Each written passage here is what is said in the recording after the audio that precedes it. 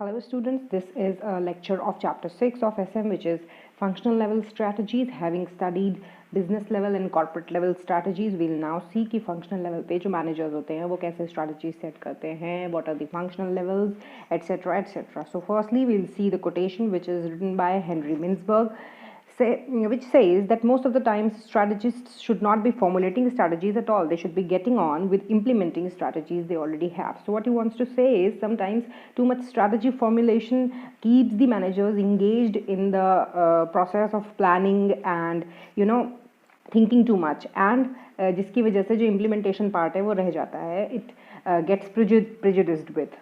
सो ऐसे में it is recommended that already जो स्ट्रैटेजीज बनी हुई हैं उनको ही मैनेजर्स ने अप्लाई करना चाहिए ठीक से. चलिए जी, so what is the overview of the chapter.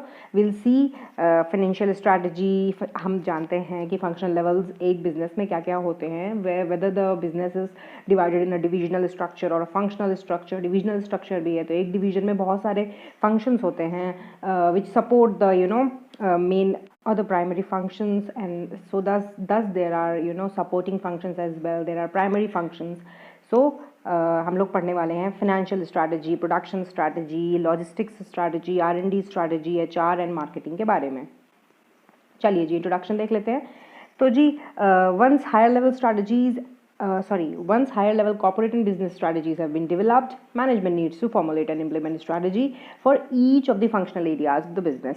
तो एक बार मिशन विजन वगैरह सेट हो गया, SBUs स्ट्रेटेजिक बिजनेस यूनिट्स के खुद के स्ट्रैटेजी सेट हो गए, उसके बाद हम लोगों को और नीचे डाइव इन ड्रिल इन करना पड़ता है और छोटे छोटे functions breaking down thing is very important. आप उसको ब्रेक डाउन करते हो एक बड़ी सी चीज़ को, एक बड़े से विजन को, फिर मिशन में ब्रेक डाउन करते हो, प्रिंसिपल्स बनाते हो, गोल्स बनाते हो, टारगेट्स बनाते हो. फिर आप देखते हो कि हर एक फंक्शनल मैनेजर किस तरीके का टारगेट अचीव करेगा, उससे रिलेटेड बजट्स बनाते हो, प्लान्स बनाते हो.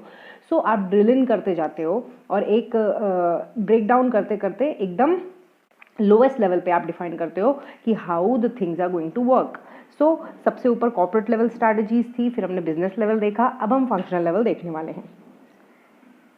ठीक है जी. Different functional areas in the business are interwoven together, and how a functional strategy is synergised with other functional strategies determines its effectiveness. Definitely अगर आपके जो डिफरेंट फंक्शंस हैं, R&D ही है, रिसर्च एंड डेवलपमेंट है, प्रोडक्शन चल रहा है एंड फिनेंस है, if they are not intertwined within themselves in a good way, or they are not cooperating within themselves. अगर दोनों क्या सारे ही फंक्शंस की जो स्ट्रैटेजीज हैं they are not complementing with each other, supportive नहीं है, सो कितनी भी अच्छी स्ट्रैटेजी हो किसी एक पर्टिकुलर फंक्शन की, that is not going to reap benefits for the organisation as a whole, because they are going to contradict each other.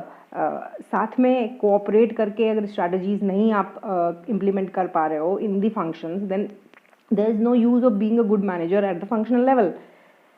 So आगे बढ़ते हैं. Functional strategies are designed to help in the implementation of corporate and business unit level strategies. For effective implementation, the strategists have to provide direction to the functional manager. So strategy set कर रहा है आपको क्या करना है. The purpose is to provide direction to the functional managers कि भाई आप R&D के मैनेजर हो तो R&D के मैनेजर को क्या करना है, प्रोडक्शन के मैनेजर को क्या करना है, मार्केटिंग के मैनेजर को एक्चुअली में क्या करना है, regarding the plans and policies to be adopted.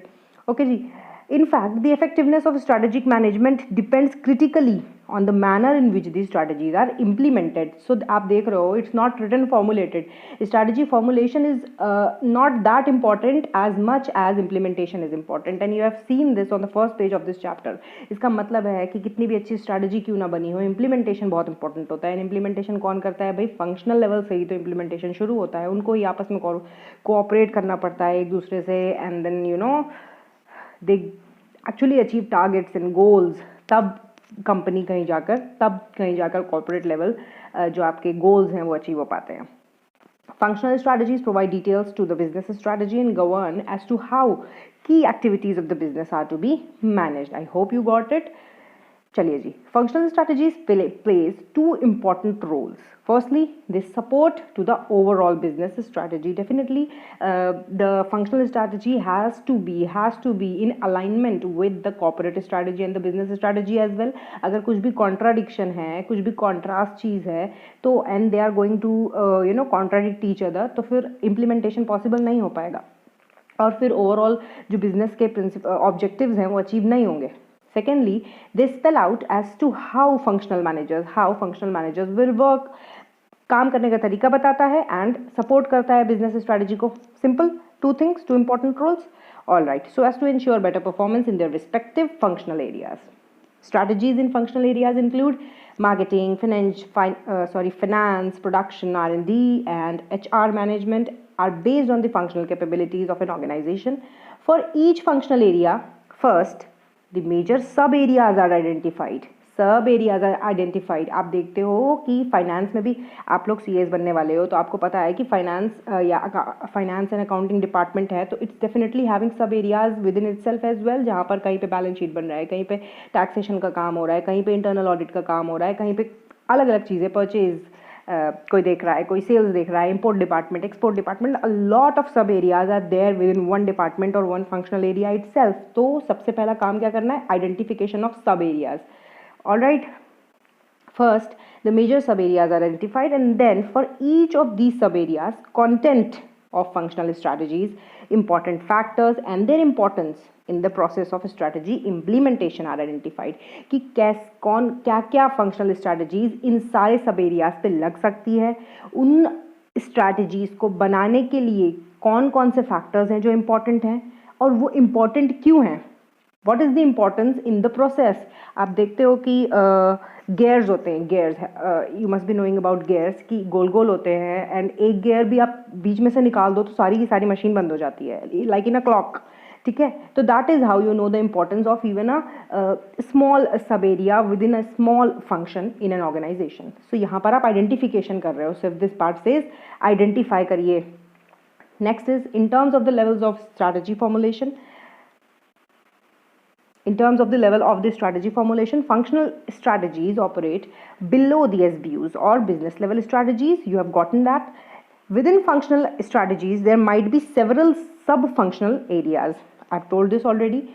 Functional strategies are made within the framework of the corporate level strategies, and guidelines therein are set at higher levels of the organization. Obviously, the guidelines, the driving principles, guidelines, whatever you may say, are made or set at the higher levels, at the corporate level. और उसके basis पे ही हम business strategy set करते हैं, उसके basis business strategy के basis पे हम functional level strategies को set करते हैं. Operational plans at the SBU level tell the functional managers what has to be done, while policies state how the plan has to be implemented. Policies बताती है, जैसे कि मैंने आपको एक छोटा सा एग्जाम्पल दिया था मिट्टी कूल का, जिनकी पॉलिसी थी कि they are going to make cooling equipment for the poor people. So their policy was to focus on the poor class of people. तो ये पॉलिसी हो गई. उस पॉलिसी को ध्यान में रखते हुए फंक्शनल लेवल्स ये डिसाइड करते हैं कि काम कैसे करना है. तो आप समझ गए हो प्रोडक्शन वाला कैसे काम करेगा, सस्ते से सस्ता चीज़ खरीदने की कोशिश कर देगा. Definitely not compromising with the quality because competitors are already there, mixed economy है, कॉम्पिटिटर्स आर देयर. तो मैं बस एक एग्जांपल दे रही हूँ आपको, you must have gotten it, कि कैसे पॉलिसीज जो होती हैं वो ड्राइव करती हैं फंक्शनल लेवल स्ट्रैटेजी को. चलिए जी आगे बढ़ते हैं. The reason why functional level strategies are needed can be enumerated as follows. क्यों, why functional level strategies हमको क्यों चाहिए? भैया प्लान बना लिया, मिशन बना लिया, ठीक है, प्रिंसिपल्स पॉलिसीज बना लिए, ख़त्म करो. कॉर्पोरेट लेवल स्ट्रैटेजी काफ़ी है, क्यों बनानी फंक्शनल लेवल पे स्ट्रैटेजीज? तो क्यों बनानी है, चलिए जी देखते हैं. Functional strategies lay down clearly what is to be done at the functional level. They provide a sense of direction to the functional staff. Obviously for example R&D department है, रिसर्च, वहाँ पर साइंटिस्ट्स बैठे होंगे, engineers बैठे होंगे, whereas in finance department आपके जैसे chartered accountants बैठे होंगे. तो are they going to know already, सिर्फ एक कंपनी के प्रिंसिपल्स या कॉर्पोरेट लेवल स्ट्रैटेजीज को देखते हुए will they get to know कि उनको किस तरीके से काम करना है. It's really difficult to do that, difficult to say that. Alright, तो उनको खुद के भी प्लान्स स्ट्रैटेजीज बनाने पड़ते हैं. So first one is they are aimed at facilitating the implementation of corporate strategies and the business strategies formulation at the business level. तो वो मदद करते हैं, वो मतलब functional strategies help in implementation of the corporate and business strategies. ठीक है जी. They act as a basis for controlling activities. Controlling activities कैसे हो गई भाई, एक का काम दूसरा चेक कर लेता है, एक तरीके से आप ये समझो. जैसे कि मैंने आपको परचेज डिपार्टमेंट और स्टोर्स का बताया था कि मान लीजिए स्टोर्स ने परचेज रिक्विजिशन भेजा है एंड परचेज डिपार्टमेंट उसको चेक करता है from the stores and then there is a bill और invoice, there is a GRN that is created in ERP. आप पढ़ चुके हो उसमें EIS में. So that these all functions within an organization, they work together and they act as checks, internal checks. So they act as a basis for controlling activities in the different functional areas of the business. Third one is they help in bringing harmony and coordination as they are formulated to achieve major strategies. of harmony and coordination कैसे आएगा, सब लोग मिलकर काम करेंगे working towards the same business goal or the business objectives, to fulfill the business objectives, corporate level objectives. तो harmony आएगा, सारे लोग मिलके काम करेंगे. It will bring coordination and cooperation amongst the functions within an organization. Similar situations occurring in the different functional areas are handled in a consistent manner by the functional managers.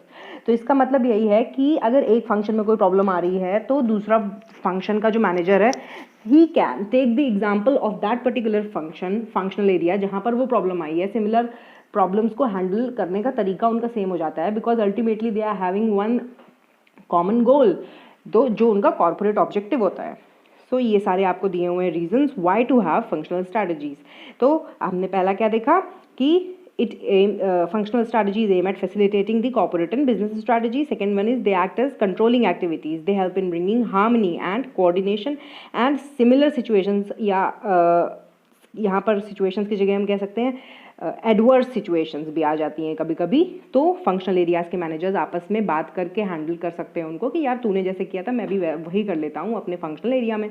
ठीक है जी, समझ गए. आगे बढ़ते हैं. 10 strategies need to be segregated into viable का क्या मतलब है, practicable functional plans and policies that are compatible with each other. Compatibility means suitability होनी चाहिए किसमें, functional plans policies में, सारे functions के plans and policies में.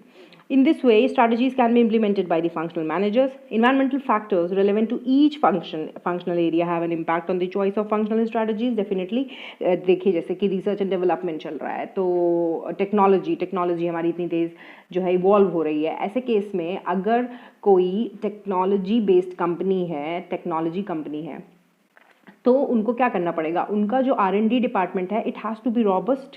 उनको बहुत उस मार्केट के या इंडस्ट्री के पेस को मैच करना पड़ेगा अपने रिसर्च एंड डेवलपमेंट में. सो इन्वायरमेंटल फैक्टर्स सारे फंक्शनल एरियाज के अलग अलग होते हैं. They have to act accordingly, they have to make the functional strategies keeping in view the environmental factors that affect those particular functional areas. चलिए जी, corporate strategies influence the formulation of functional strategies, we know that. तो सबसे पहले आ जाते हैं marketing function पे, और marketing की स्ट्रैटेजी कैसे सेट करनी है और मार्केटिंग का क्या मतलब होता है वो देखते हैं. चलो जी, तो Philip Kotler and Gary Armstrong have said that marketing is a social and managerial process by which individuals and groups obtain what they need and want through creating, offering and exchanging products of value with others. बहुत ज़्यादा English हो गई है. देखिए जी, marketing actually में क्या होता है, पहले क्या होता था जब इंडस्ट्रियल रेवोल्यूशन हुआ था इंडिया में, तब भाई इंडस्ट्रीज़ बनती थी, जो बनाती थी बिक जाता था, जो बनाती थी बिक जाता था. ठीक है जी, तो उनको सिर्फ सेलिंग करनी होती थी, मार्केटिंग नहीं करनी पड़ती थी. अब ग्लोबलाइजेशन, लिबरलाइजेशन आफ्टर 1991 हमारी इकोनॉमी ओपन हो गई है पूरी वर्ल्ड के लिए और हमारे पास प्रोडक्ट्स आ रहे हैं हर कंट्री से.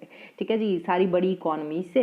तो हम बहुत ही कट थ्रोट कॉम्पिटिशन है. अब क्या करना पड़ेगा, आपको प्रोडक्ट्स ऐसे क्रिएट करने पड़ेंगे that satisfy the demands of the customers, उनकी नीड को सेटिस्फाई करने वाले. अब आपको बनाकर बेचना नहीं है, you don't have to persuade people to buy your product. No, अब क्या हो रहा है, अब हम प्रोडक्ट्स ही ऐसे बना रहे हैं जो किसी को ज़रूरत हो, तो आप देखोगे जितनी भी बड़ी कंपनीज़ हैं वो पहले सबसे पहले मार्केट रिसर्च करती हैं, वो ये देखती हैं कि जो लोग हैं या फिर उनका जो फोकस मार्केटिंग सेक्शन है या जोग्राफिकल एरिया ले लो या इनकम ग्रुप ले लो, व्हाटएवर, तो उसके ऊपर रिसर्च करती हैं थ्रू क्वेश्चनेयर्स और थ्रू रिसर्च व्हाट्सएवर। तो उसके बाद वो डिसाइड करती हैं कि what the product they are going to make, what is the product they are going to make. So that is marketing, creating a need and offering and exchanging products that provide value to their prospective customers. Prospective मैंने इसलिए बोला क्योंकि अभी हम मान के चलते हैं कि मार्केटिंग स्ट्रैटेजी सेट ही कर रहे हैं। चलिए आप फिर से बढ़ते हैं, आपको समझ में आ जाएगा। Marketing is a social and managerial process. Social क्यों बोला बाबा, सोशल क्यों बोला मार्केटिंग को? क्योंकि you have to socialize with people man. आपको स्ट्रैटेजी बनाने और उसको प्लान करने से लेकर इम्प्लीमेंट करने तक लोगों से सोशलाइज होना पड़ेगा। You will have to know the needs of your customer, changing needs, evolving needs, you know, change in preferences, everything else. तो इकोनॉमिक्स में भी आप पढ़ चुके हो।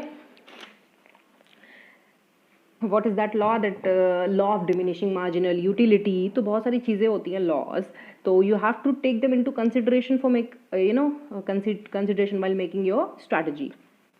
तो marketing is a social and managerial process by which individuals and groups obtain what they need, जो उनको चाहिए वो obtain करते हैं, what they need and want through creating, offering and exchanging products of value with others. All right, now you must have gotten it. तो आपको word to word definitions definitely याद करने की ज़रूरत नहीं है। You are in the intermediate level.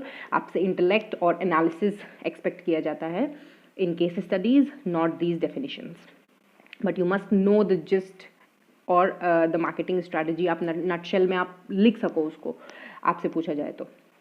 चलिए जी, marketing is an activity performed by all business organizations. Definitely it is an activity that creates and sustains exchange relationships among those who are willing and able to buy and sell products, services, satisfaction and even ideas. तो ideas, know how जो है, it is N IPR, intellectual property right होता है, तो उसको भी आप लेते हो ना, खरीदते हो ना, कंपनीज खरीदती है ना कि कोई काम कैसे करना है। सो what is that, it is an idea. तो आप इंटेलेक्चुअल प्रॉपर्टी राइट्स है, आप वो भी खरीद बेच सकते हो। Satisfaction, services, products, everything, people, लोगों को बेचा खरीदा जाता है ना। IPL में प्लेयर्स को खरीदा बेचा जाता है ना। हाँ जी, तो आप किसी व्यक्ति की स्किल्स को भी खरीद बेच सकते हो आज की डेट पे। तो एडवर्टीजमेंट हर चीज़ का है। तो यहाँ पर it is an exchange relationship which is subsisting between the people who are buyers and sellers. All right. In the present day business, marketing encompasses all the activities relating to identifying the need of the customer. सबसे पहले identify करते हो आप need, as I've already told you, and taking such actions to satisfy them. Satisfy करते हो them in return of some consideration. Definitely आप मुफ्त में तो भाई कोई काम नहीं करता है, तो identify करना, satisfy करना in return of some consideration. So these three things are there. In marketing, it is more important to do what is strategically right than what is immediately profitable. तो इमीडिएट प्रॉफिटेबिलिटी नहीं देखनी है, जो कि हम selling के case में देखते हैं कि भाई किसी तरीके से झूठ बोल के बेच दो। मतलब कि जैसे कि जहाँ पर नो गारंटी नो एक्सचेंज वाली शॉप्स होती हैं, तो बोलते हैं अरे मैडम लेकर जाइए, बहुत ही बढ़िया सामान है हमारा, तो ये है, तो आप बोल मैडम बोल रही होंगी कि भाई ये तो छोटा है, तो कहेंगे धोएंगे तो बड़ा हो जाएगा। मैडम बोलेंगे बड़ा है, कहेंगे धोएंगे तो छोटा हो जाएगा। तो इस तरीके के जो चीज़ें हैं वो करी जाती हैं। In selling you have to persuade the customers, but in case of marketing आपको आफ्टर सेल के बारे में, अपनी रेपुटेशन के बारे में सोचना होता है, तो आप ऐसा काम नहीं करते हो। It is more important to do what is strategically right. So you know Tatas and Infosys are the examples of good marketing strategies. चलो जी, the term marketing constitutes different processes, functions, exchanges and activities that create perceived value by satisfying needs of the individual. Perceived values क्यों बोल रहा है? What is the meaning of perceived? It's perception. आपके नज़रिए में, आपके हिसाब से किसी इंडिविजुअल की जो नीड्स है उसको सेटिस्फाई करने वाली एक्टिविटीज़, फंक्शंस या प्रोसेसेस को हम मार्केटिंग बोलते हैं। ठीक है जी। Marketing induces or helps in moving people closer to make a decision to purchase and facilitate a sale. ठीक है। Marketing in recent decades has gained a lot of importance because of a number of factors. क्यों भाई importance हो गया? Rapid economic growth, globalization, technological upgradation, ever increasing human needs and wants, and increasing purchasing power of the people are some of the factors which have made marketing as a central activity for every business. तो इस समय तो थोड़ा सा recession जैसा दौर चल रहा है पिछले 1 साल से, but there is a purchasing power. भाई किसी ना किसी के पास तो पैसे हैं ही ना. Somebody is gaining. जूम के सीईओ गेन कर रहे हैं, फेसबुक के इन्वेस्टमेंट के बाद जो है अपने मुकेश अंबानी जी गेन कर रहे हैं. So somebody is earning money even in times of recession. So purchasing power है, नीड्स हैं, वांट्स हैं, ग्लोबलाइजेशन है, टेक्नोलॉजिकल अपग्रेडेशन है, ये सब कुछ हो रहा है. इसी वजह से companies have to be robust, strong in creating good marketing, in developing good marketing strategies. आ जाओ. A business organisation faces countless marketing variables that affect the success and failure of strategy implementation. Some examples of market decisions that may require special attention are as follows.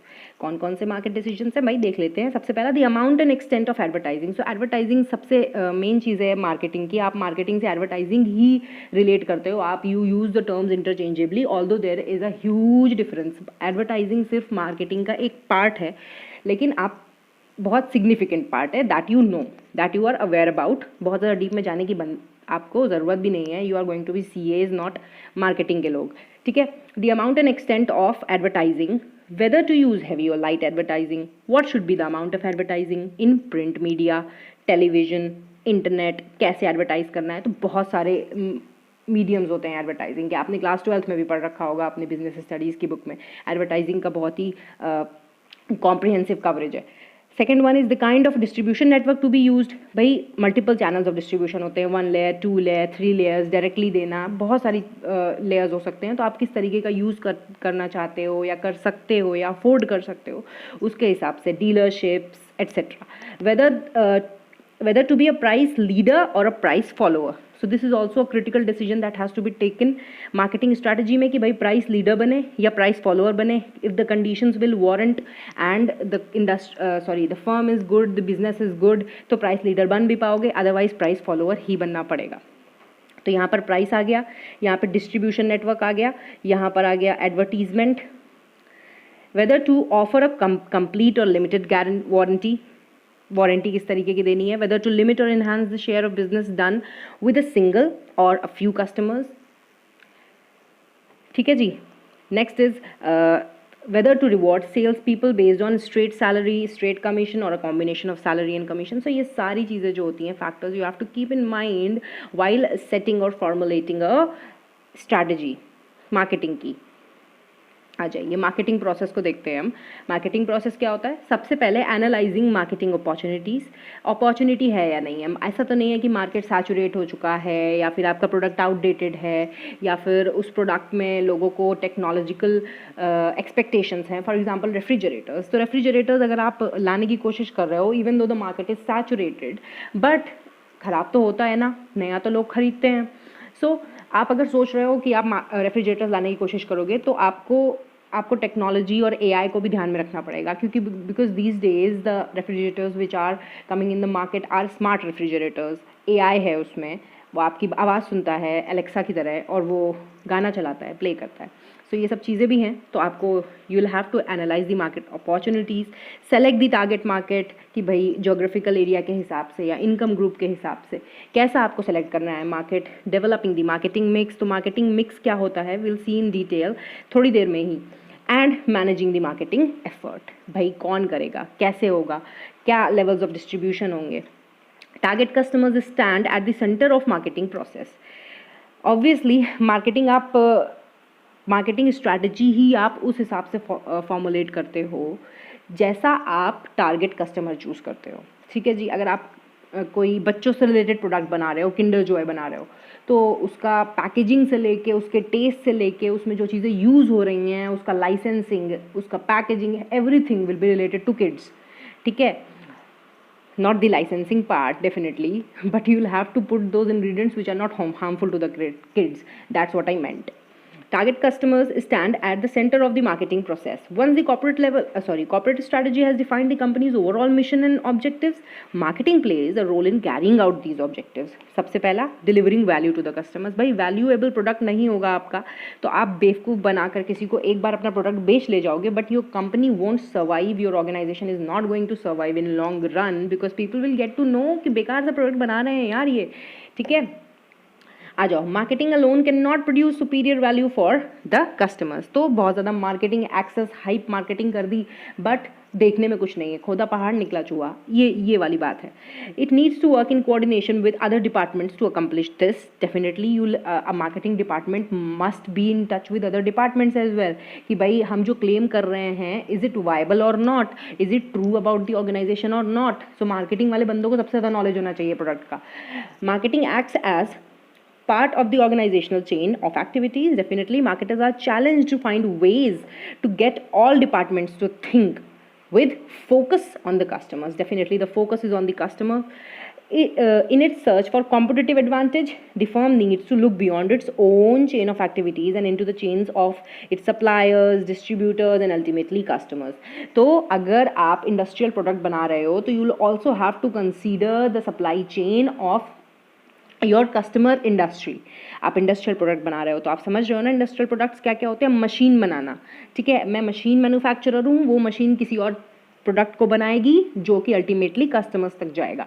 तो उस ऐसे cases में हमको customers की भी supply chain को ध्यान में रखना पड़ता है. डिस्ट्रीब्यूटर्स, सप्लायर्स, सबकी सप्लाई चेन, पूरी chain of activities, operational chain को हमको ध्यान में रखना पड़ता है to gain a competitive advantage, to get an edge over the competitors.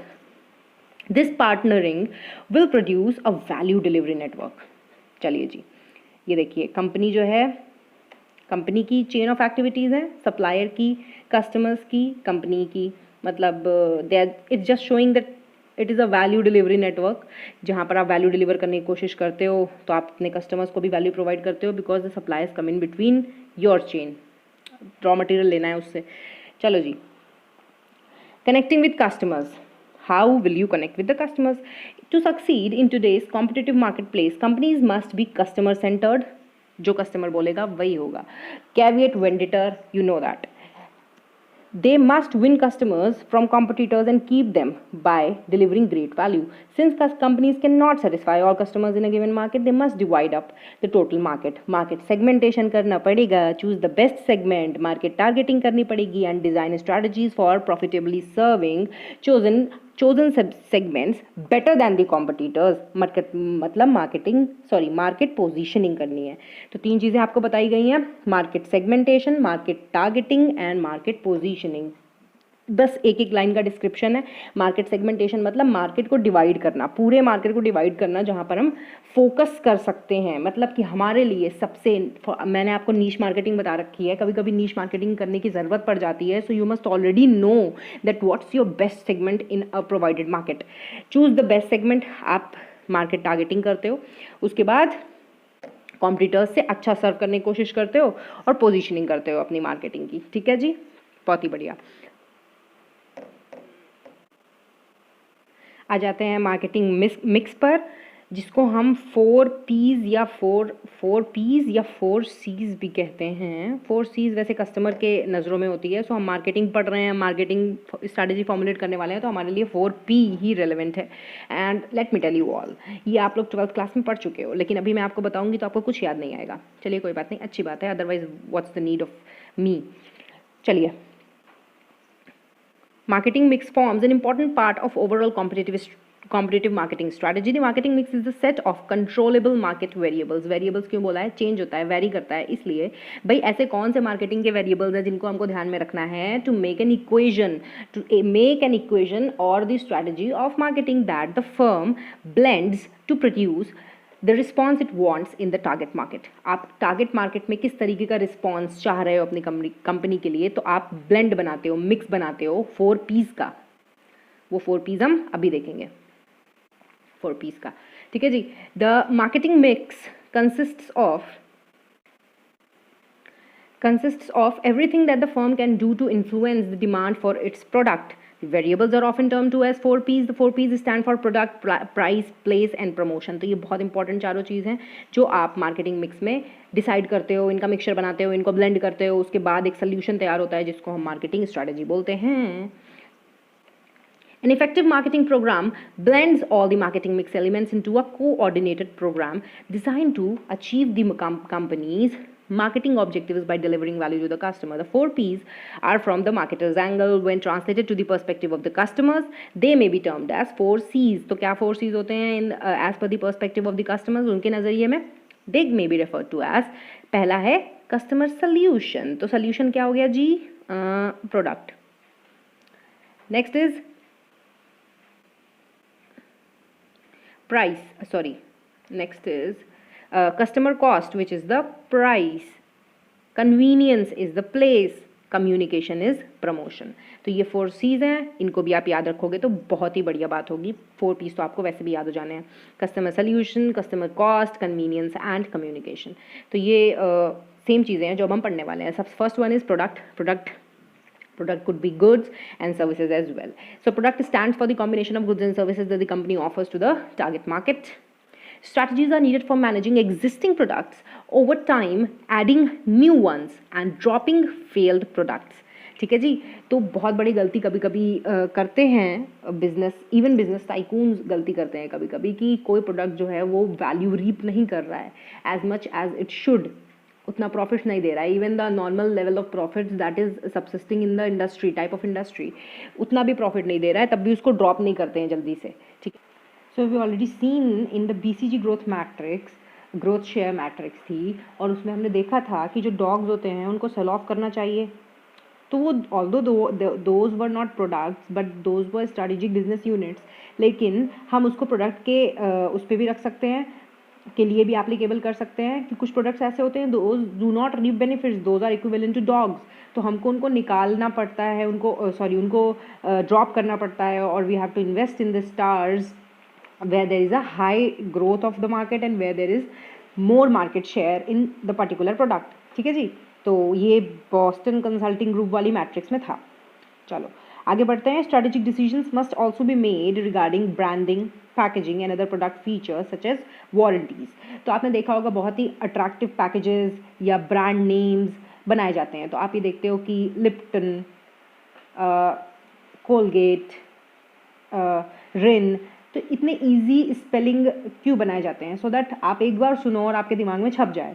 ठीक है. हाँ, I know that you know Concorde is typical. चलो. Products and markets are infinitely dynamic.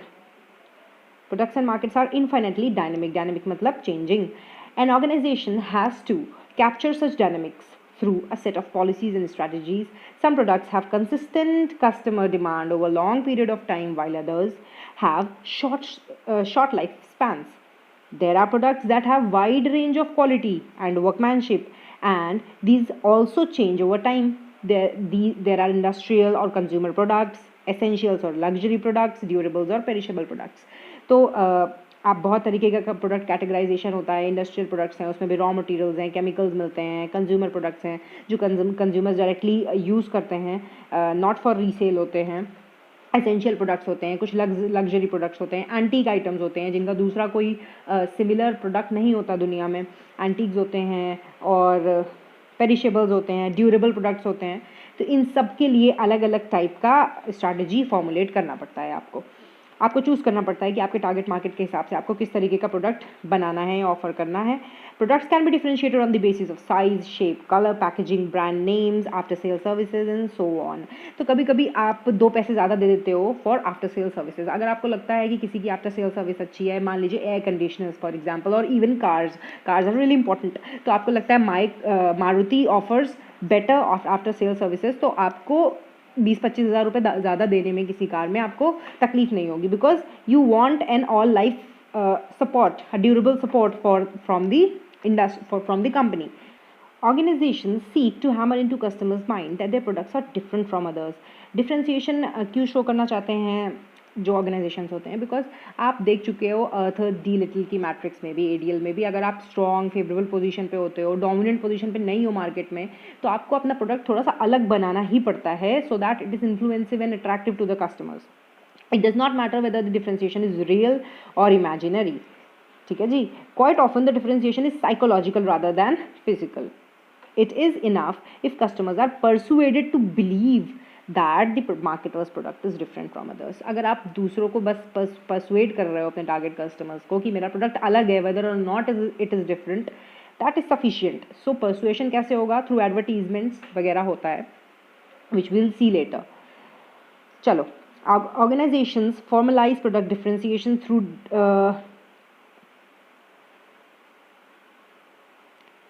designating, it should be designating brand names to their respective products. तो आप product को पहचानते कैसे हो? उनके ब्रांड नेम से.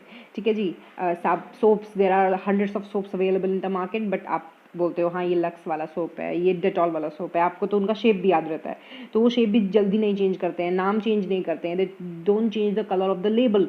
सो क्योंकि ये हमारे दिमाग में छप जाता है. Somewhere we see a product and उसको बार बार देखते हैं, वो हमारे दिमाग में कैप्चर हो जाता है. These are generally reinforced with legal sanctions and protections. Definitely आपने जो देख ही रखा है, जो फूड आइटम्स होते हैं उस पर FSSAI का मार्क होता है, ISI का मार्क होते हैं, एग्रो प्रोडक्ट्स पे एग मार्क होता है. So brands enable customers to identify the product and the organization behind it. तो कभी कभी आपको ऑर्गेनाइजेशन नहीं भी पता चलती है. For example there is a big company जो घड़ी साबुन बनाती है, वो हमारे कानपुर में है, विच इज़ RSPL, लेकिन you might not be knowing about it because it has not been advertise along with Ghadi. ठीक है. बहुत सारी चीज़ें बनाते हैं, ऑल दो वो not just Ghadi, it's Namaste India also. चलिए, the products are even what's this? The products and even firm's image is built around brands through advertising and other promotional strategies. Customers tend to develop a strong brand loyalty for a particular product over a period of time. तो आपने ये देखा होगा कि आपके घर में जिस कंपनी का दूध आता है और वो सबको अच्छा लग जाता है, वही बार बार आता है. So that is brand loyalty. कुछ ऐसी चीज़ें होती हैं, mostly in the case of consumables and wearing items, आप वही चीज़ बार बार प्रेफर करते हो. ठीक है. मॉन्टी कार्लो अगर आपको पसंद आ रहा है, आप बार बार उससे ही कपड़े खरीदोगे. ठीक है जी. आ जाओ. Next is price. तो प्रोडक्ट वॉज इंपॉर्टेंट. प्रोडक्ट के बारे में हमने देख लिया, अलग अलग तरीके के प्रोडक्ट्स हो सकते हैं. प्रोडक्ट कैसा चूज करना है depends upon the target customers in the market and blah blah, lot of things. आपको सब कुछ याद करने की ज़रूरत नहीं है. Price stands for the amount of money customers have to pay to obtain the product. आपको अच्छे से पता है प्राइस क्या होता है. Necessary strategies pertaining to the location of the customers, price flexibility, related items with in a product line and terms of cell.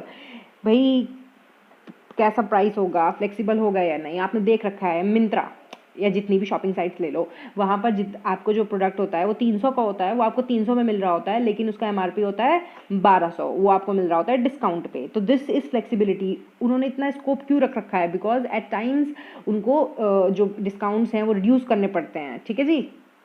Shampoos के case में भी ऐसा बहुत ज़्यादा होता है. हैवी डिस्काउंट्स मिलते हैं ऑनलाइन साइट्स पे, ई-कॉमर्स साइट्स पे. बट फॉर एग्जाम्पल अभी का आप सिचुएशन ले लो, दैट इज़ लॉकडाउन के टाइम पे एसेंशियल आइटम्स है तो उसमें कवर नहीं होते हैं शैम्पूज़ और हेयर केयर और स्किन केयर. सो उनको MRP पे ही अब सेल किया जा रहा है, the highest level, the cap price of those products. तो इतनी फ्लेक्सिबिलिटी रखते हैं वो लोग. I hope you are getting it.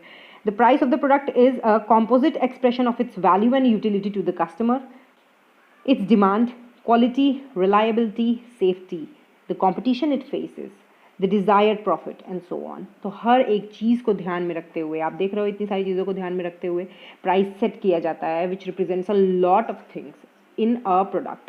ठीक है. आप बोलते हो कि if you go to Starbucks to have a coffee cappuccino, आपको वो 4 गुना दाम पे मिल रही है than CCD. तो आप बोलते हो why so? Because it faces more competition than CCD. It is more reliable, it has better quality, and the demand is also very much amongst the richest people, the high class people. Okay, तो वो चीज़ represent करती है आपका price. For example आप plane में जा रहे हो तो फिर आपको एक चॉकलेट है 10 रुपये की चीज़ 100 रुपये में मिल रही है. Why? Because it's the place where you are taking it, the convenience कि आपको वो कैसे मिल रहा है, वहाँ तक पहुँचाया जा रहा है. ठीक है जी. और आपको कौन सर्व कर रहा है, ये सब चीज़ें भी एक प्रोडक्ट का प्राइस शो करता है. चलिए आगे बढ़ते हैं. In an industry, there would be organizations with low-cost products and other organizations with high costs.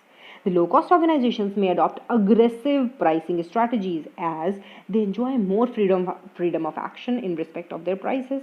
They may also afford selective decrease in prices to push their sales. तो there is more autonomy और aggression where the prices are low. क्यों? वो उनका they are free in respect of their prices. वो थोड़ा बहुत ऊपर नीचे प्राइस कर लेंगे low price products, even then it's not going to affect their sales a lot because they are cost leaders. वो कॉस्ट कम करेंगे तो फिर जिसका प्राइस ज़्यादा है प्रोडक्ट का, उसको भी कम करना पड़ेगा. They can afford to increase or decrease. They have the more freedom of action, as compared to the industries or the products which are having more price. ठीक है, जो costly होते हैं उनसे. Theoretically, organizations may also adopt cost plus pricing, wherein a margin is added to the cost of the product determines price. तो ये generally आपको suggested recommended नहीं होता है cost plus pricing, because अगर आप cost plus pricing करोगे तो your focus will not be on operational cost savings. तो operational cost saving बताओ किसकी सबसे बढ़िया है? Can you remember it? आप पढ़ चुके हो? हाँ जी, बिल्कुल सही बोल रहे हो. वॉलमार्ट, हमने वॉलमार्ट का एग्जांपल पढ़ा था जहाँ पर ऑपरेशनल कॉस्ट का reduction, low operational cost was the core competency of Walmart. तो ऑपरेशनल कॉस्ट अगर आपको लो रखनी है तो कॉस्ट प्लस प्राइसिंग जो होती है रिकमेंडेड नहीं होती है. लेकिन as the name suggest, cost plus मतलब कुछ कॉस्ट है और हमने ले लिया 20% प्रॉफिट, और वही हमारा सेलिंग प्राइस निकल गया, जो आप लोग करते हो अपने अकाउंट्स में. Easy PG questions. चलिए, wherein a margin is added to the cost of the product to determine its price. However, in the competitive environment, such an approach may not be feasible. लिखा हुआ है. More companies of today have to accept the market price with minor deviations while fixing the price of the product. तो आपको already market में बहुत सारे products होते हैं. Unless and until your product is new, completely new to the market, आप product innovation कर रहे हो, तभी आप अपनी मर्जी का प्राइस सेट कर सकते हो, कॉस्ट प्लस मॉडल अपना सकते हो. Otherwise you will have to see your peers और द कॉस्ट लीडर्स और द डोमिनेंट पोजीशन जिनका होता है उनको देखना पड़ेगा अपनी प्राइस को सेट करने से पहले. They reduce the cost in order to maintain their profitability.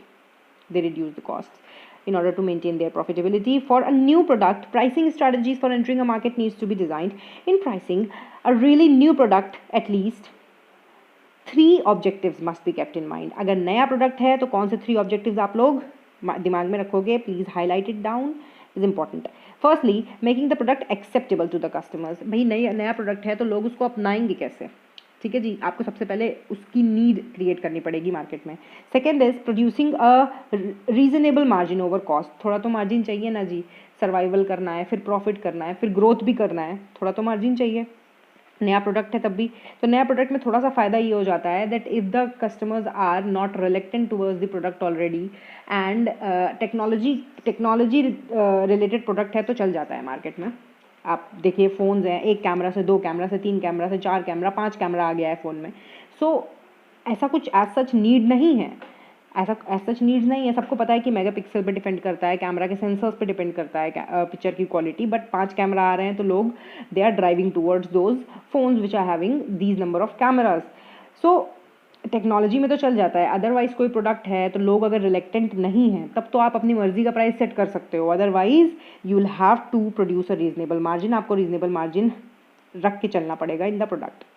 Otherwise आपका नया प्रोडक्ट है, मार्केट में जाने की कोशिश कर रहे हो, मार्केट से निकल जाओगे अगर लोगों ने एक्सेप्ट नहीं किया तो. Third one is catering to a market that helps in developing market share. ऐसा मार्केट आपको ऐसे मार्केट में एंटर करना है जहां पर आपको एक तरीके से डाइवर्सिफिकेशन करना है.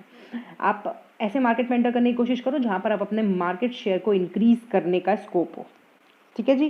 तो ये 3 ऑब्जेक्टिव्स आपको ध्यान में रखने हैं. Where you have to set a price for a newly launched product, new product. ठीक है जी. For a new product an organisation में ईदर चूज टू स्किम और पेनिट्रेट द मार्केट. चलो ये भी बहुत इंपॉर्टेंट हो गया. Skimming and penetration policies. Skimming policy क्या होता है? स्किम करना मतलब छाटना. आपने स्किमिंग वर्ड किस चीज़ से रिलेटेड पढ़ रखा है? हाँ जी बिल्कुल सही, दूध, डेयरी प्रोडक्ट्स. स्किमिंग हम उसमें पढ़ते हैं. In skimming pricing policy prices are set at very high level. सबसे पहले बहुत महंगा. ठीक है, आपको इंटरनेट पहले बहुत महंगा मिलता था. क्यों? नया नया आया है, 2G आया, 3G आया इंडिया में. भाई स्पेक्ट्रम ये सब क्या होता है किसी को पता नहीं है. तो बहुत ज़्यादा प्राइसेस है, बहुत महंगा मिल रहा है. फिर उसके बाद बहुत सारे कॉम्पिटिटर्स आने लगे, धीरे धीरे कम हुआ. अब तो लगभग आपको मुफ्त में ही मिल रहा है. Prices are set at very high level The product is directed to those buyers who are relatively price insensitive but sensitive to the novelty of the new product. नया प्रोडक्ट आया है, हमें चाहिए ना, मार्केट में कोई नई चीज़ आई है, कार्स नई नई आई तो लोगों को चाहिए, they are insensitive towards the price, उनको चाहिए एज ए स्टेटस सिंबल. तो ऐसे केस में भाई बहुत हाई प्राइसेस सेट हो जाते हैं. For example, call rates of mobile telephony were set at very high initially. Telephony rates were very high initially. Since the initial takeoff of the product is low, high price in a way helps in rationing of supply. So this also helps in rationing. बहुत ज़्यादा demand हो जाती है product की, नया नया product market में आया है भाई.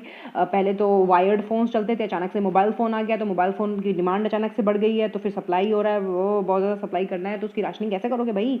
आपको उसके प्राइसेस बहुत ज़्यादा सेट करने पड़ेंगे, बहुत हाई लेवल पर सेट करने पड़ेंगे. Helps in rationing of supply in favor of those who can afford it.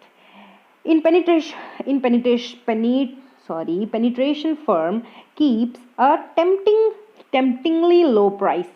मतलब दूसरों को ललचाना, एक तरीके से टेम्प्ट करना कि आपका प्राइस बहुत कम है, पेनिट्रेट कर रहे हैं मार्केट में for a new product which itself is selling point a very large number of the potential customers may be able to afford and willing to try the new product. तो नई नई चीज़ें market में आ रही हैं तो बहुत सस्ते में आ गई, आप भी सोचते हो यार ट्राई कर लेते हैं, क्या जा रहा है, ठीक है, बहुत सस्ता. The pricing kept bye Reliance Jio is penetration. So market पूरा सैचुरेटेड था, ऑलरेडी बहुत सारे कस्टमर्स थे, 4G 5G सब आने वाला ही था, जल्दी नहीं आता, जियो नहीं लाता तो फिर बाकी सारे तो लाते ही, धीरे धीरे लाते, तो धीरे धीरे सब कुछ आने ही वाला था. लेकिन जियो ने क्या किया, मार्केट पेनिट्रेशन किया बाय कीपिंग प्राइसेस लो और नेग्लिजिबल, रादर नेग्लिजिबल. चलिए जी, थर्ड पी और थर्ड मार्केटिंग मिक्स क्या है हमारा? प्लेस को हम सी में क्या बोलते हैं? Convenience. Place stands for company activities that make the product available to target customers. तो आपके टारगेट कस्टमर को प्रोडक्ट कहाँ पर अवेलेबल है, कितना कन्वीनियंट है उसके लिए लेना उस प्रोडक्ट को, that will be a factor which will decide your marketing strategy. ठीक है जी, आपका मार्केटिंग मिक्स को डिसाइड करेगा. One of the most basic marketing decisions is choosing the most appropriate marketing channel. Strategy should be taken for the management of channels by which ownership of the product is transferred from the producer to the customers in many cases.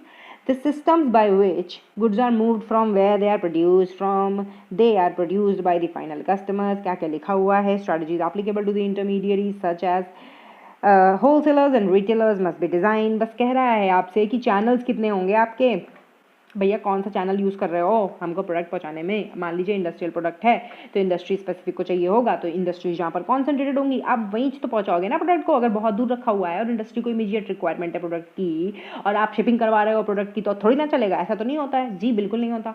हाँ जी, तो आपके product पर depend करेगा कि उसका place कैसा होगा, आपके कस्टमर्स पर डिपेंड करेगा कि उनको कितना कन्वीनियंस चाहिए आपके मतलब for the gaining of the product, for taking the product, you know.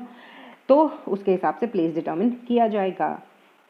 The distribution policies of the customer of the company are important determinants of the functions of marketing. The decision to utilize a particular marketing channel or channels sets the pattern of operation of sales force.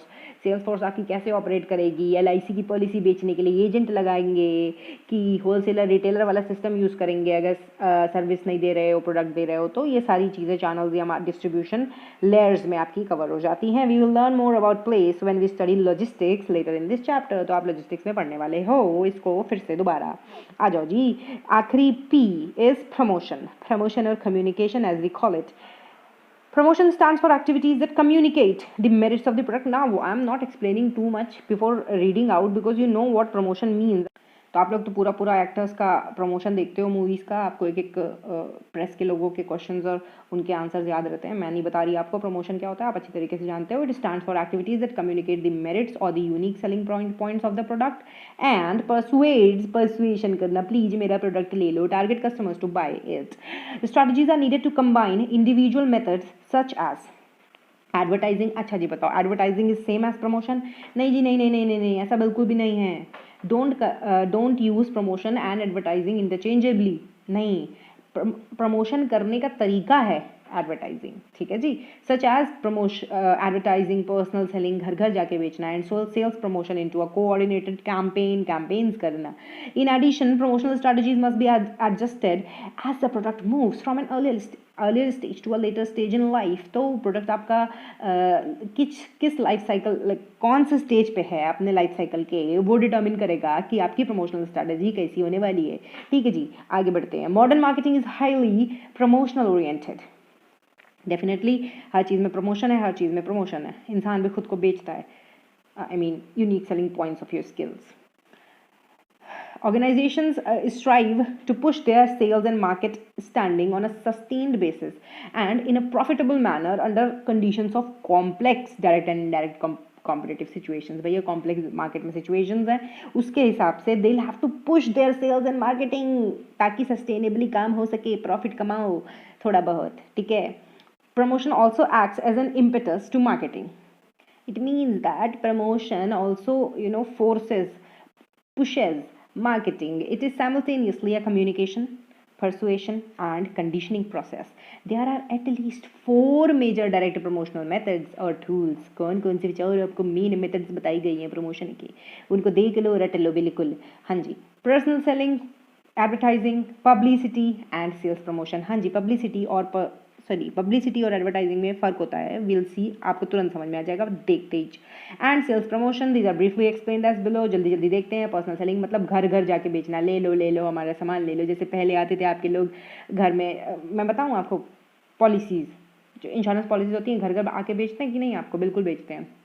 ये बायजूस वाले होते हैं, वो आपको घर पे आके बोलते हैं, अगर आप उनका सेशन बुक करो कि भाई हमारा बायजूस का जो पैकेज है वो ले लो। So this is personal selling is one of the oldest forms of promotion. It involves face to face interaction कभी कभी चाहिए होता है to get the feedback of the customer कि एक्चुअली में उसका एक्चुअल नीड क्या है। जहाँ पर हमारा प्रोडक्ट में बहुत ज़्यादा कस्टमाइजेशन पॉसिबल होता है तो हमें पर्सनल सेलिंग ही करनी पड़ती है, we have no other choice. Face to face interaction of sales force with the prospective customers and provides a high degree of personal attention to them. In personal selling, oral communication is made with potential buyers of a product with the intention of making a sale. तो communication करते हो आप अपने prospective या potential buyer से, उनसे पूछते हो आपको क्या चाहिए बताइए। जैसे कि एडवर्टाइजिंग एजेंसीज होती हैं, वो पर्टिकुलर कस्टमर के पास जाती हैं, बताइए भाई आप अपने प्रोडक्ट का एडवर्टाइजिंग क्यों नहीं करते हो, हमारे साथ एडवर्टाइजिंग करो, ऐसा ऐड बनाएंगे बढ़िया सा एकदम कि लोग उसको हमेशा याद रखेंगे। ठीक है जी। अब मैं वैसे तो गाना गाने वाली थी एक ऐड का, लेकिन छोड़िए, रहने दीजिए, यूट्यूब पे डालना है इसको। It may initially focus on developing a relationship with the potential buyer but end up with efforts for making a sale.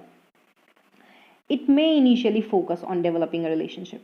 It may initially focus on developing a relationship with the potential buyer but end up with efforts for making a sale. I hope you have gotten it. कोई rocket science नहीं है, बहुत easy PG language लिखी हुई है, लेकिन इसका कहने का यही मतलब है कि ऑल्दो पर्सनल सेलिंग में हम एक रिलेशनशिप, एक रैपो डेवलप करने की कोशिश करते हैं with the customer, but it ends up with efforts to make a sale. Last में हम उसको परसुएड करते हैं, ले लो हमारा प्रोडक्ट ले लो। Personal selling suffers from a very high cost and sales personnel are expensive. Obviously आप अगर बहुत सारे लोगों को लगाते हो कि भाई घर घर जाकर हमारा प्रोडक्ट बेचो, तो बहुत ज़्यादा पैसे लग जाते हैं, एक्सपेंसिव होता है, उनके travel expenses, blah blah blah. They can physically attend only one customer at a time. Thus, it is not a cost-effective way of reaching a large number of people. However, as it is a highly effective method to persuade a potential customer into making a purchase, the personal selling is used in all kinds of industry for all products. So, कह रहा है कि सारी industries में ही use होता है personal selling एक तरीके से, because it is very effective, simple, but it is not cost effective नहीं होता, पैसे बहुत लग जाते हैं। एडवर्टाइजिंग आ जाते हैं, एडवर्टाइजिंग बहुत इफेक्टिव होती है, रेडियो पे करो, टीवी पे करो, इंटरनेट पे करो। वैसे इंटरनेट पे करने को we call it web publishing. So advertising is a non personal, highly flexible, how can it be called flexible, चलो जी लिखा है तो सही होगा। And dynamic promotional method, dynamic मतलब change, you can change it as per the needs of your customer. Flexible इसलिए लिखा होगा because you can change your advertisement as and when needed. But अगर आप एक प्रोडक्ट के पर्सपेक्टिव से देखोगे, कस्टमर के पर्सपेक्टिव से देखोगे, तो हम एडवर्टाइजिंग को रिजिड मानते हैं बिकॉज वो सबको दिख रहा है एक जैसा यार। मतलब अगर आप किसी टेलीविजन पर, किसी चैनल पर अपना एडवर्टीजमेंट दे रहे हो, तो the same thing is shown to the east Indians, to the north Indians, to the south Indians, जिनकी सोच, जिनका यूज प्रोडक्ट करने का तरीका सब कुछ अलग है। So it is not personalised और कस्टमाइज्ड तो हम उसको एक तरीके से रिजिड मानते हैं कस्टमर्स के पर्सपेक्टिव पे, बट फ्लेक्सिबल लिखा है सो आप लोग फ्लेक्सिबली ही लिख के चलोगे। The media for advertising includes pamphlet बांटना, ब्रोशर बांटना, न्यूज़पेपर में निकलवाना, सैम्पलबाजी and magazines, hoardings, display board, सब गंदा करना, सब पूरे शहर को गंदा करने वाली चीज़ें लिखी हुई हैं, ठीक है ना, इसको याद रखना। पैम्फलेट्स होते हैं, ब्रोशर्स होते हैं, hoardings, display boards, radio, television and internet. Choice of appropriate media is important for effectiveness of the message. तो आपका किस तरीके का देख लीजिए, जैसे कि अगर किसी यूट्यूब चैनल का आपको करना है promotion, so are you going to make pamphlets of it? नहीं जी नहीं, हम उसको इंटरनेट पे ही प्रमोट करेंगे, हम उसको फेसबुक पे, व्हाट्सएप पे, सोशल मीडिया पे and even on existing channels on YouTube, उस पर हम प्रमोट करेंगे यार। हम उसके पैम्पलेट्स थोड़ी ना छपवाने लगेंगे, लोगों को बटवाने लगेंगे। हमारा चैनल फॉलो करिए, आप भी सब्सक्राइब करिएगा। चलो जी, choice of appropriate media is important for effectiveness of the message. The media may be local, regional or national.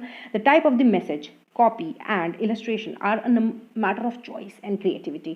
So ये choice and creativity कहाँ से आती है? Advertising companies से बैठी हुई हैं, बस आप उनको बताओ कि आपको इस प्रोडक्ट का ऐड चाहिए और आपको मिल जाएगा। Advertising may be directed towards customers, middlemen or opinion leaders. किसी के लिए भी advertising हो सकती है, is likely to succeed in promoting the sales of an organization, but its effectiveness in respect of expenditure cannot be directly measured. आपको कभी नहीं पता चल पाएगा कि आपने जितना पैसा एडवर्टीजमेंट में लगाया क्या आपको उतने बेनिफिट्स मिले हैं। कॉस्ट बेनिफिट एनालिसिस आप नहीं कर पाओगे कभी भी। A sale is a function of several variables out of which advertising is only one. ठीक है जी, मतलब पूरे प्रमोशन या मार्केटिंग स्ट्रैटेजी में सिर्फ एक वेरिएबल है advertising, which is important definitely in these times. Third one is publicity. So publicity में आप डायरेक्टली कुछ नहीं कर रहे हो, मतलब आप काम ऐसा कर रहे हो कि आप फेमस हो जाओ, तो it could be a famous publicity और infamous publicity. It is done by media, it is something non personal, आपके बारे में न्यूज़ आने लगे, आप वायरल हो जाओ, सो दिस इज़ पब्लिसिटी। चलो जी, publicity is also non personal form of promotion similar to advertising है, लेकिन advertising is very very very very different from the publicity. However no payments are made to the media in case of advertising, no payments are made to the media as in case of advertising. ठीक है जी, as in case of advertising मतलब advertising में आप payment करते हो कि भैया हमारा ऐड बना दो, लेकिन पब्लिसिटी मुफ्त में होती है, मुफ्त में। कभी कभी नेगेटिव पब्लिसिटी होती है, लेकिन होती तो है, बस लोग जान जाते हैं आपको। Organizations skillfully seek to promote themselves and their products without payment. Payment नहीं करनी पड़े, कुछ ऐसा काम कर दो कि नाम हो जाओ या बदनाम हो जाओ, ऐसा काम। ठीक है जी, वो होता है publicity. Publicity is the communication of a product, brand और business by placing information about it in the media without paying मुफ्त में फॉर द टाइम और मीडिया स्पेस डायरेक्टली। पैसा भी नहीं देना पड़ता और आप फेमस भी हो जाते हो। So thus it is a way of reaching customers.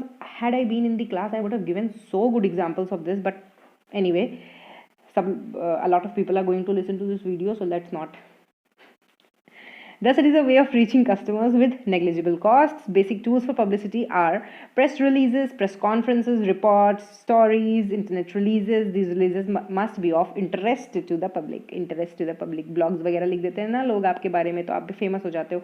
Ritesh Agarwal जी के बारे में लिखा हुआ है, आप पढ़ना कभी गैजेट 360 NDTV का। चलो जी, number 4 is sales promotion.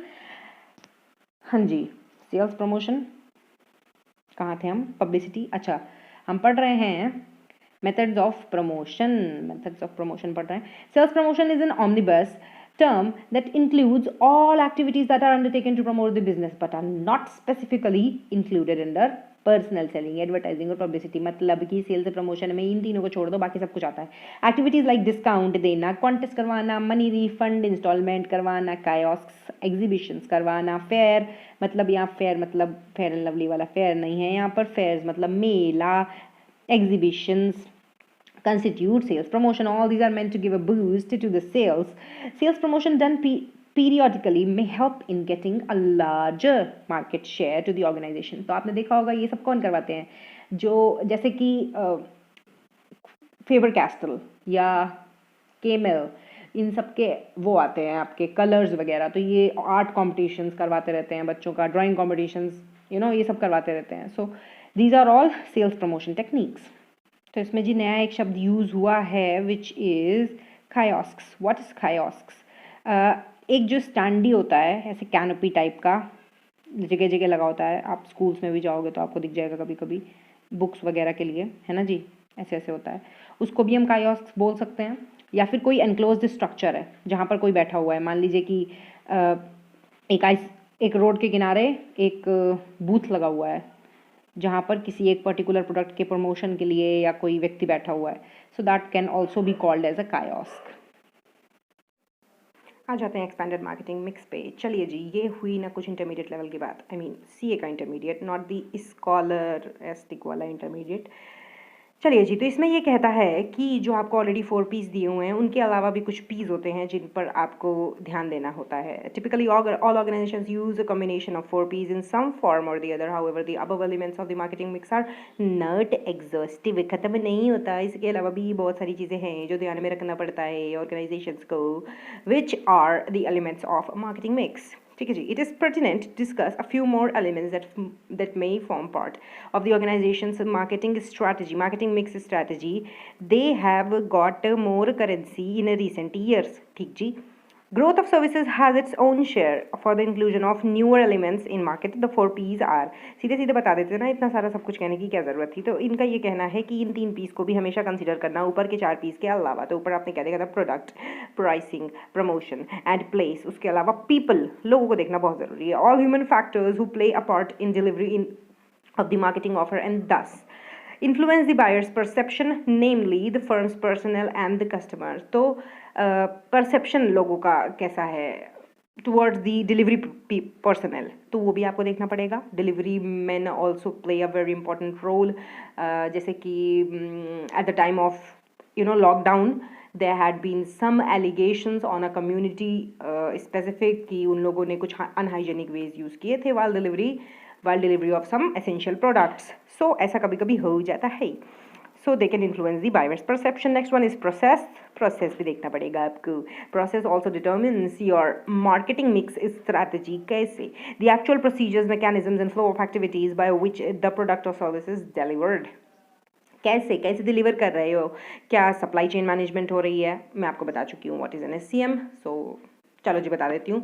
Supply chain management क्या होता है, जहाँ पर शिपिंग कंपनी मान लीजिए अलग है, डिलीवरी जो है वो अलग कोई व्यक्ति कर रहा है, कुरियर एजेंसी आपकी अलग है, शिपिंग कंपनी आपकी अलग है, आपका जो मान लेते हैं अमेजोन है जैसे कि, ठीक है जी, तो आपका जो शॉपकीपर है, वेंडर है, वो अलग है, आपका कस्टमर अलग है, आप बीच में इंटरमीडिएट हो, तो आप इस पूरी सप्लाई चेन को कैसे मैनेज कर रहे हो। ठीक है, supply chain management, SCM.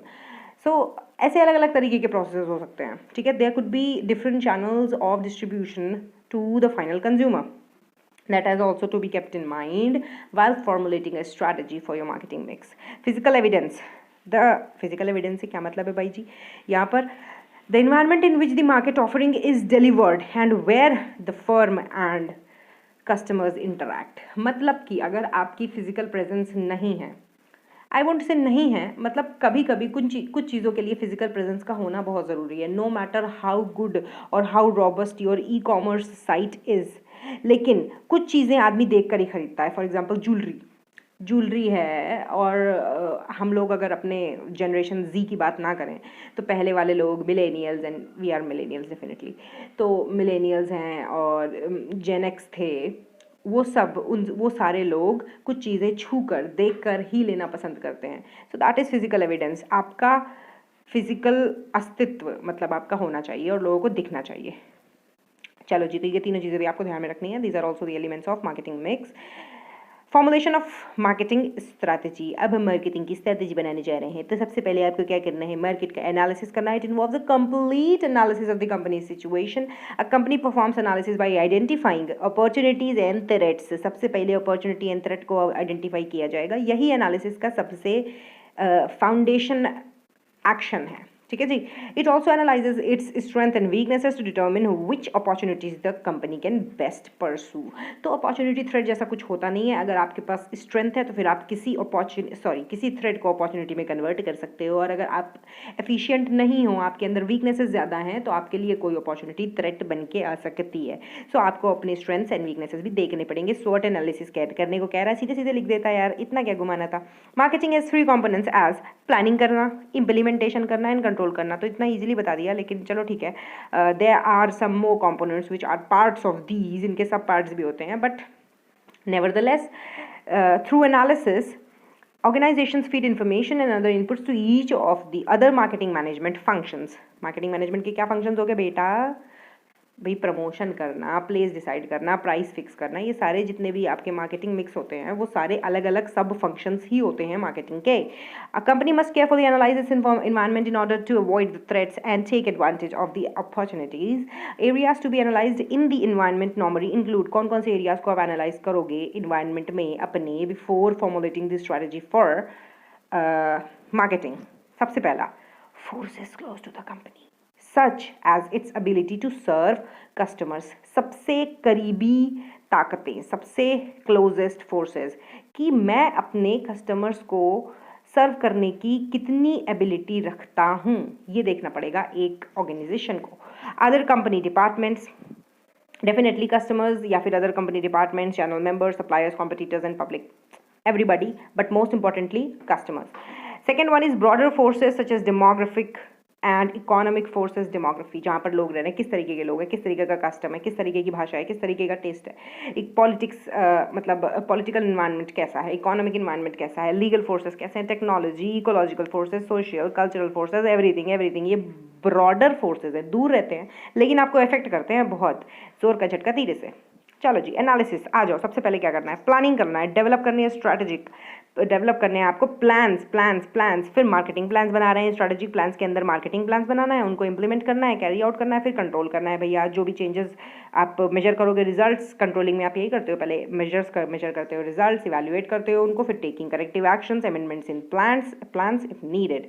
Strategic marketing planning के बारे में बता रहा है. Strategic marketing planning involves deciding on marketing strategies that will help the company attain it's overall strategic objectives. ये बात हमको पता है, इतना रिडंडेंसी यार इंस्टीट्यूट की बुक में. Detailed plan is needed for each business, product और brand. A product or brand plan may contain different sections. For example, कौन कौन से sections हो सकते हैं एक प्रोडक्ट के स्ट्रैटेजिक प्लान में?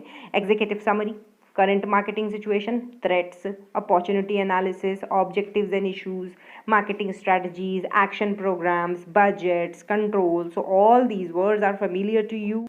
चलो जी, इन सारे वर्ड्स का एक्सप्लेनेशन आ चुका है. एग्जीक्यूटिव समरी क्या होती है? एग्जीक्यूटिव से आप क्या समझते हो भाई? एग्जीक्यूट करने वाले लोग.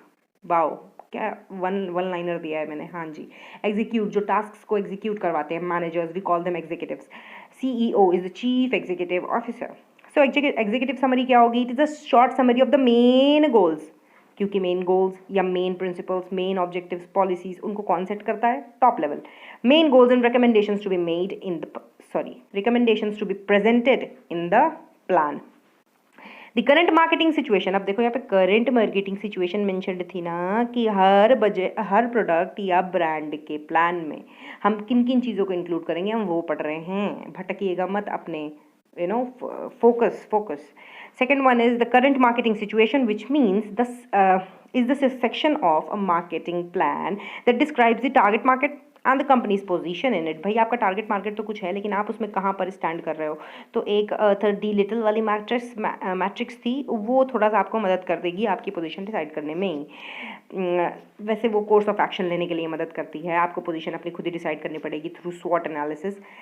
चलो जी, important sections include a market description, a product review, analysis of the competition and a section on distribution. ये सब चीज़ें आपको देखनी पड़ेंगी, तभी आपको अपनी पोजीशन पता चल पाएगी in the target market. In threats and opportunities section, managers give their assessment of important developments that can have an impact either positive और नेगेटिव ऑन द फर्म. आप समझ चुके हो इसको.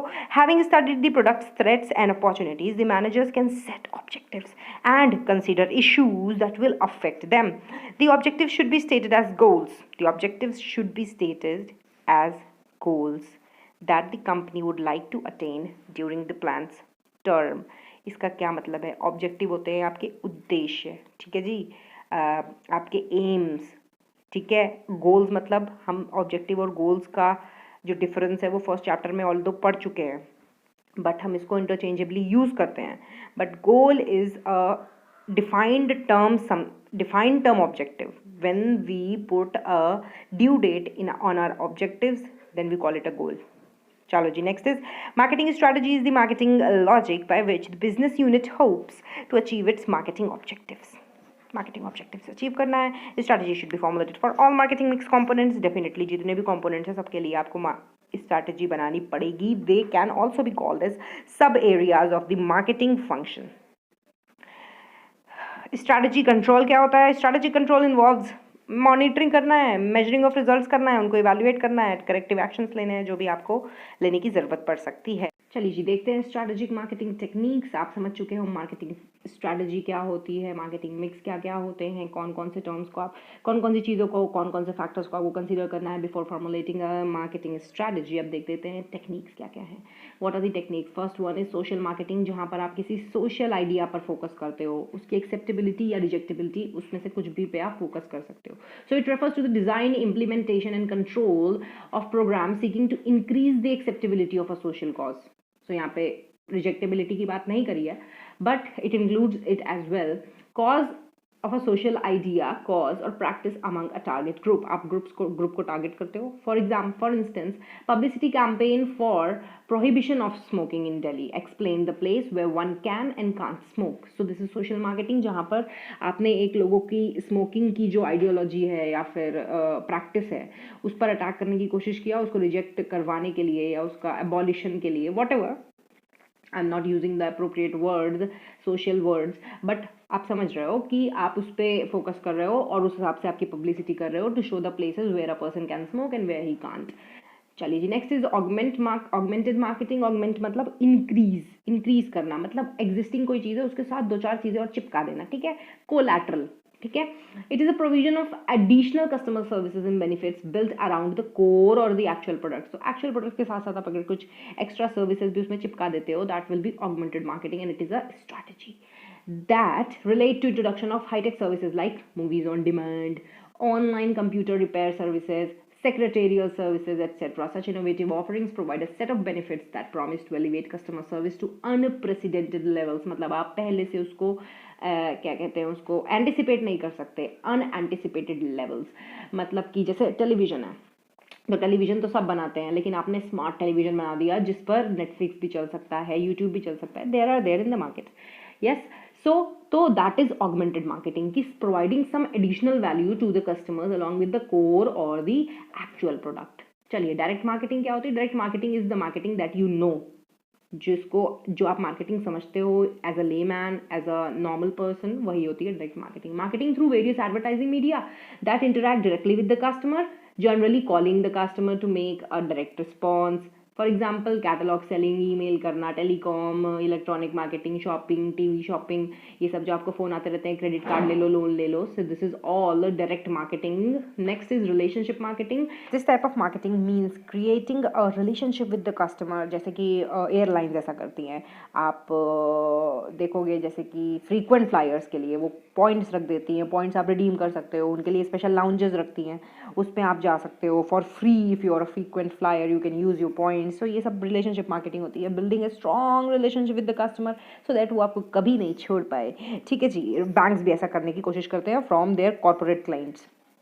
Relationship marketing, the process of creating, maintaining, and enhancing strong value-laden relationships with customers and other stakeholders. For example, airlines offer special lounges at major airports for frequent flyers, thus providing special benefits to select customers to strengthen the bonds. It will go a long way in building relationships. Next is services marketing. Services marketing क्या होता है? तो यहाँ पर जो आपको marketing के वो टेक्निक्स बताए गए थे, those were related to products, and services marketing को इन्होंने बिल्कुल ही आइसोलेट करके अलग कर दिया। It is applying the concept, tools and techniques of marketing to services. Services पे अगर आप मार्केटिंग के कॉन्सेप्ट्स लगाते हो, टूल्स लगाते हो, टेक्निक्स अप्लाई करते हो, तो हम उसको सर्विसेज मार्केटिंग कहते हैं। इसके बाद एक लाइन लिखी हुई है which is quite ambiguous, because services any activity or benefit that one party can offer to another that is essentially intangible। तो ये बात तो हमको पता है। and does not result in banking, savings, retailing, education or utilities। now this is quite ambiguous over here। ये आप precisely ये कहने की कोशिश कर रहे हैं कि सर्विस, प्योर सर्विस को यहाँ पर हम कंसीडर करते हैं, not those services which are subsequently resulting in sale of a product simply. चलिए जी, पर्सन मार्केटिंग क्या होती है? पर्सनल नहीं है, पर्सन मार्केटिंग, एक व्यक्ति को मार्केट करना। जैसे कि गुजरात के जो आपके वो हैं, क्या कहते हैं उसको, एम्बेसडर हैं, ट्रैवल के एम्बेसडर हैं, वो हैं Amitabh Bachchan ji. So that is person marketing. Persons are also marketed. Person marketing consists of activities undertaken to create, maintain or change attitudes and behaviors towards particular people. For example, politicians, sports stars, film stars, etc. That is, market themselves to get votes or to promote their films, etc. Organization marketing क्या होती है? Organization marketing similar to person marketing. It consists of activities undertaken to create, maintain or change attitudes and behaviors of target audience towards an organization. किसी organization की marketing करना, जैसे कि हमने कितना सुन रखा है that Infosys या टाटा के values बहुत अच्छे हैं, model values बहुत अच्छे हैं towards the customers. तो ये हमको कैसे पता चला? This is organization marketing. Next is place marketing. Place marketing में क्या होता है? किसी जगह की मार्केटिंग करना. गुजरात आइए कभी 2-4 दिन आइए गुजरात में, ऐसा ही कुछ है ना. I am sorry if I don't remember it accurately. Madhya Pradesh, इन सब की टूरिस्ट प्लेसेस की मार्केटिंग होती है. That is place marketing. So place marketing involves activities undertaken to create, maintain and change attitudes and behaviour. जो ऊपर लिखा हुआ है बार बार लिख देना है आपको, रट लीजिए.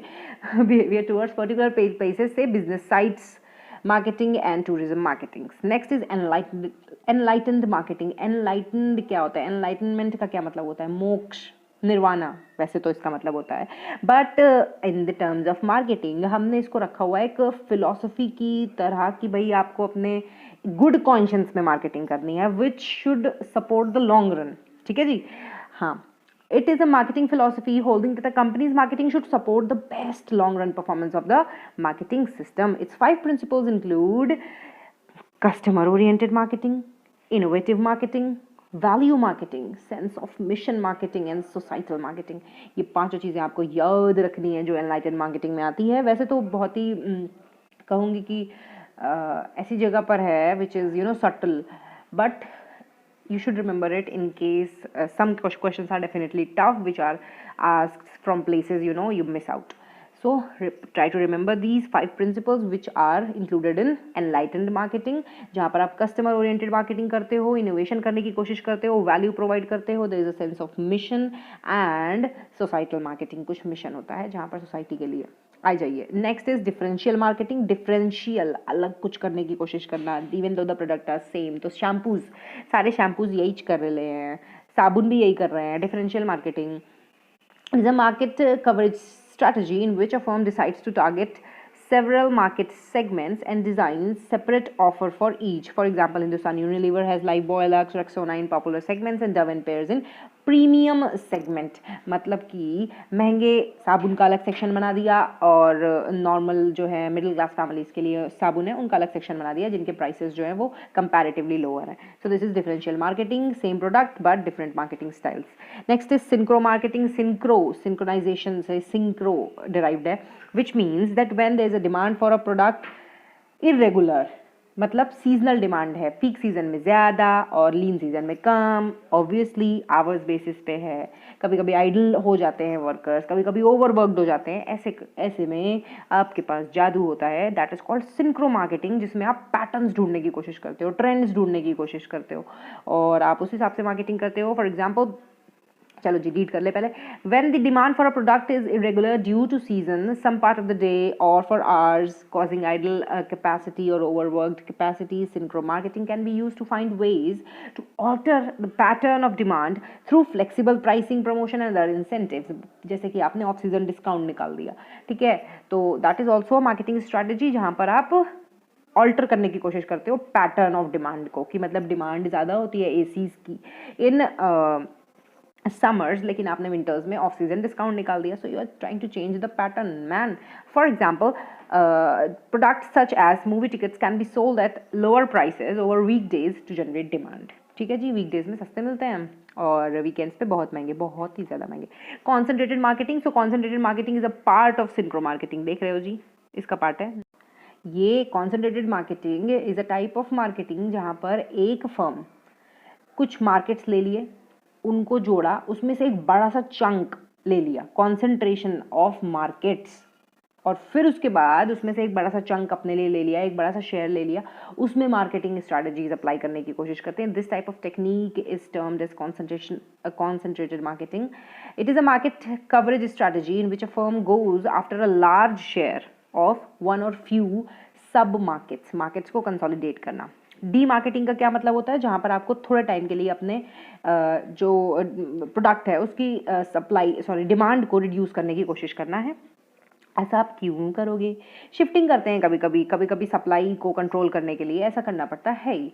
चलो जी, it includes marketing strategies to reduce demand temporarily or permanently क्यों करेंगे भाई? हाँ, हो सकता है कि भाई खत्म करना हो product. The aim is not to destroy demand but only to reduce or shift it. This happens when there is a over full demand, बहुत डिमांड हो रहा है, उसको कंट्रोल करने के लिए, राशनिंग करने के लिए। For example, buses are overloaded in the morning and evening, roads are busy for most of the times, zoological parks are overcrowded on Saturdays, Sundays and holidays.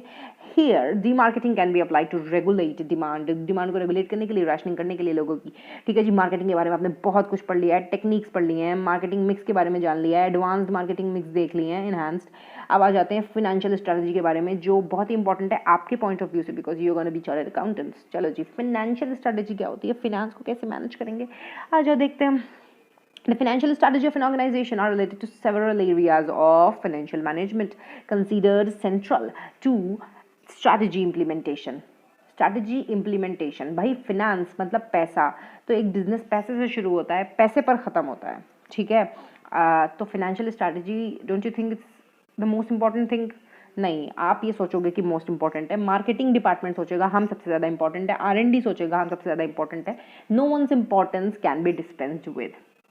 तो चलिए जी, these include acquiring needed capital sources of fund. तो आपको पता है कि इसमें आप डिविडेंड डिसीजंस लेते हो, फाइनेंस मैनेजमेंट करने के लिए आप इन्वेस्टमेंट डिसीजंस लेते हो, कैपिटल बजटिंग डिसीजंस लेते हो, वर्किंग कैपिटल डिसीजंस लेते हो, इशू कैसे करना है इक्विटी, तो फंड रेजिंग कैसे करना है, इक्विटी इशू करना है कि डेट इशू करना है, these all are covered within financial management. अब उसकी स्ट्रैटेजी कैसे बनेगी वो हम देखेंगे, लेकिन उसके पहले फाइनेंशियल मैनेजमेंट थोड़ा समझेंगे।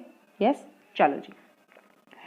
Needed capital sources of funds, developed projected financial statements, budgets, management usage of fund and evaluating the worth of a business. ये सब आपके आते हैं किसके अंदर?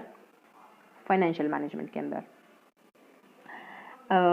Strategists need to formulate strategies in these areas so that they are implemented. Some examples of decisions that may require financial and accounting policies are, कौन से decisions ऐसे हैं जहाँ पर फाइनेंशियल एंड अकाउंटिंग पॉलिसीज का इस्तेमाल होता है, ये कहने की कोशिश कर रहे हैं। एग्जांपल है, to raise capital with short term debt, long term debt, preferred stock और कॉमन स्टॉक। मतलब equity, preference shares, long term debt या शॉर्ट टर्म डेट। कैसे deciding the capital structure is a decision that is required, that may require the financial and accounting policies. Next one is to lease or to buy the fixed assets. So this is also important decision. Capital budgeting decisions होते हैं ये, to determine an appropriate dividend payout ratio. So these are dividend decisions. The fourth one is to extend the time of account receivable. मतलब कि आप अपने collections कितने दिन में receive करते हो, उस time को extend करना. That is a decision which is based upon your working capital requirement. अगर आपको working capital की requirement ज़्यादा है तो you cannot afford to increase the time of your account receivables. Next is to establish a certain percentage discount in accounts within a specified period of time. तो इसका मतलब थोड़ी ambiguous language लिखी हुई है, थोड़ा सा mistake है इसमें। They want to they are talking about cash discounts. मतलब कि अगर आपने स्पेसिफाइड पीरियड में पेमेंट कर दिया तो आपको कैश डिस्काउंट मिल सकता है। No, I am talking okay sorry, अगर आपने स्पेसिफाइड पीरियड में पेमेंट कर दिया तो you will get a discount. तो उस तरीके के डिस्काउंट की बात कर रहा है। कैश डिस्काउंट तो तब मिलता है जब आप कैश में पेमेंट कर देते हो ऑन द स्पॉट। तो इस तरीके के डिस्काउंट की बात कर रहा है। Next is to determine the amount of cash that should be kept on hand. कितना कैश आपको रखना है अपने पास, लिक्विडिटी मेंटेन कैसे करनी है, that will depend upon the economic conditions as well, because recession के टाइम पे कैश रिच कंपनीज सर्वाइव। आ जाते हैं acquiring capital to implement strategies, the sources of funds. तो आप लोग बचपन से इसको पढ़ते आए हो जब छोटे से थे कि भाई सोर्सेज ऑफ फंड्स क्या होने चाहिए। तो डेट इक्विटी मिक्स या कैपिटल स्ट्रक्चर की बात कर रहा है। I just read it out and whatever I feel like is difficult और important, I explain that. Successful strategy implementation often requires additional capital besides net profit. Net profit से आपको पैसा आता है from operations and the sale of assets. Sale of assets से आपको पैसा आता है. Two basic sources of capital for an organization are debt and equity. Determining an appropriate mix of debt and equity is the firm's capital structure can be vital to successful strategy implementation. Theoretically, an enterprise should have enough debt in its capital structure. So trading on equity is something when your return on investment is more than the cost of borrowing से ज़्यादा आपको return मिल रहा है, तो it is advisable to have more and more debt. ठीक है जी, because date क्या होता है, सस्ता होता है डेट बेटा. हाँ जी. In its capital structure to boost its return on investment by applying debt to products and projects earning more than the cost of debt. So this process is called trading on equity. In low earning periods, too much debt in the capital structure can endanger the stockholders' return. तो कभी कभी बहुत ज़्यादा अगर date हो जाता है, आप उतना कमा नहीं रहे हो, your return on investment is less than your cost of debt, ऐसे में तो आप क्या कर रहे हो, बिजनेस कर रहे हो, जिनसे लोन लिया है उनके लिए. भाई आप 8% पे लोन ले रखा और आप कमा रहे हो 7%. ठीक है जी, और आप पैसा दे रहे हो उनको सारा का सारा, या फिर आप 8% कमा रहे हो, आप उनको सारा पैसा दे रहे हो जिनसे आपने लोन लिया हुआ है. तो क्या फ़ायदा है बिजनेस करने का, उनको ही करने दो ना अपना काम. चलो जी. Can endanger stockholders' return and jeopardize the company's survival. Many debt-ridden real estate companies find things very difficult at the time of recession. भाई कुछ रियल एस्टेट कंपनीज है, बहुत सारा डेट है, रिसेशन आ गया, रियल एस्टेट कोई नहीं खरीद रहा, तो उनके ऊपर बहुत ज़्यादा बर्डन हो जाता है. Fix debt obligations generally must be met regardless of the circumstances. कुछ भी सर्कमस्टांस हो, लोन की EMI तो पे करनी ही है. This does not mean that the stock issuance are always better than debt for raising capital. तो इसका ये मतलब नहीं है कि भैया जो इक्विटी होती है या फिर स्टॉक होता है, शेयर्स होते हैं, those are better than debt. No, not at all, because shares issue करने के लिए आपको बहुत सारे कॉस्ट उठानी पड़ती है, and there expected rate of return of the shareholders is much more than that of the debt lenders. ठीक है जी. Debt for raising capital. Some special stock is issued to finance the strategy implementation.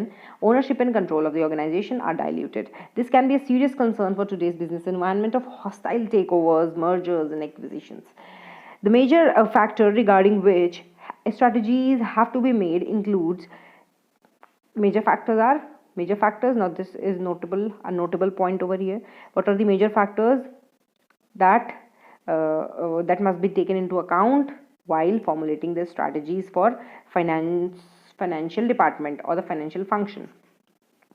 It includes capital structure, procurement of capital, working capital borrowings, reserves and surplus as sources of funds, and relationship with lenders, banks and financial institutions.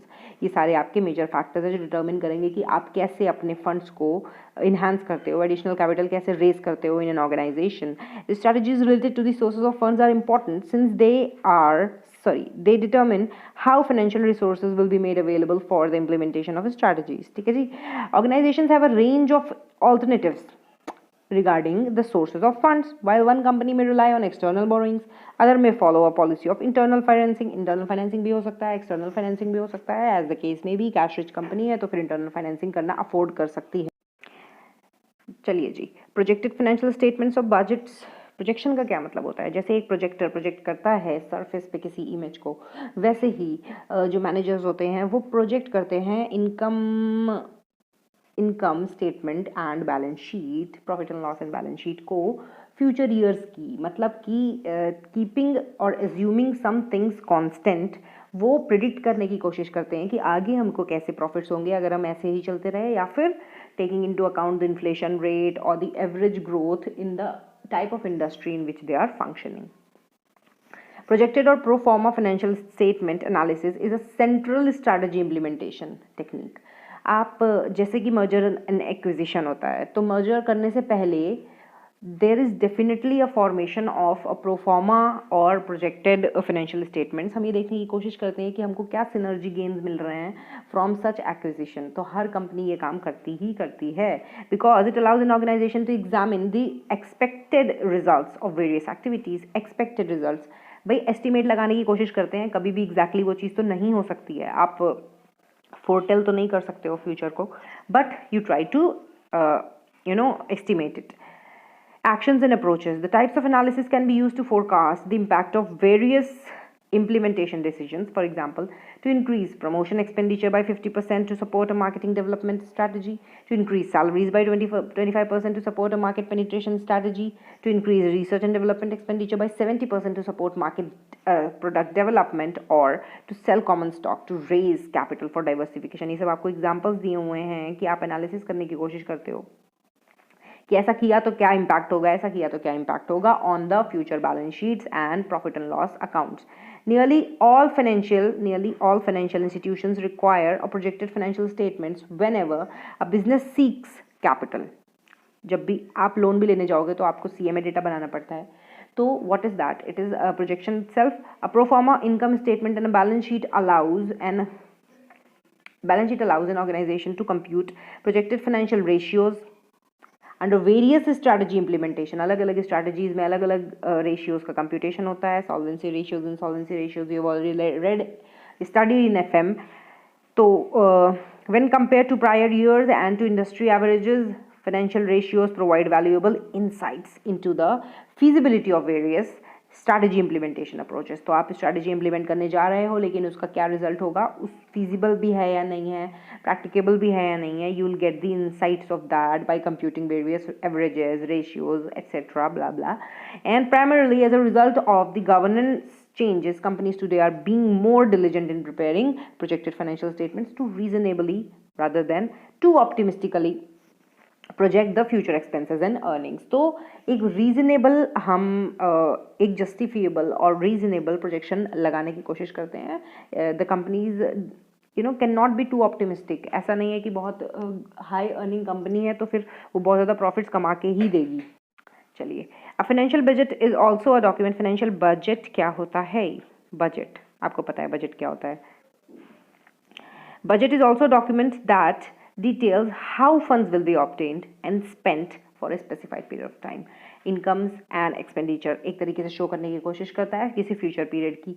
Annual budgets are most common, although a period of time for a budget can range from 1 day to more than 10 days. तो generally आप देखोगे कि manufacturing companies में monthly budgets बनते ही बनते हैं targets वगैरह set करने के लिए. Fundamentally financial budget is a method of specifying what must be done to complete the strategy implementation successfully. अगर इस स्ट्रैटेजी को सक्सेसफुली इम्प्लीमेंट करना है तो क्या करना पड़ेगा, वो obviously you can not describe processes. आप स्टैंडर्ड ऑफ प्रोसीजर नहीं बना सकते हो because you are CAs, you gonna work with money.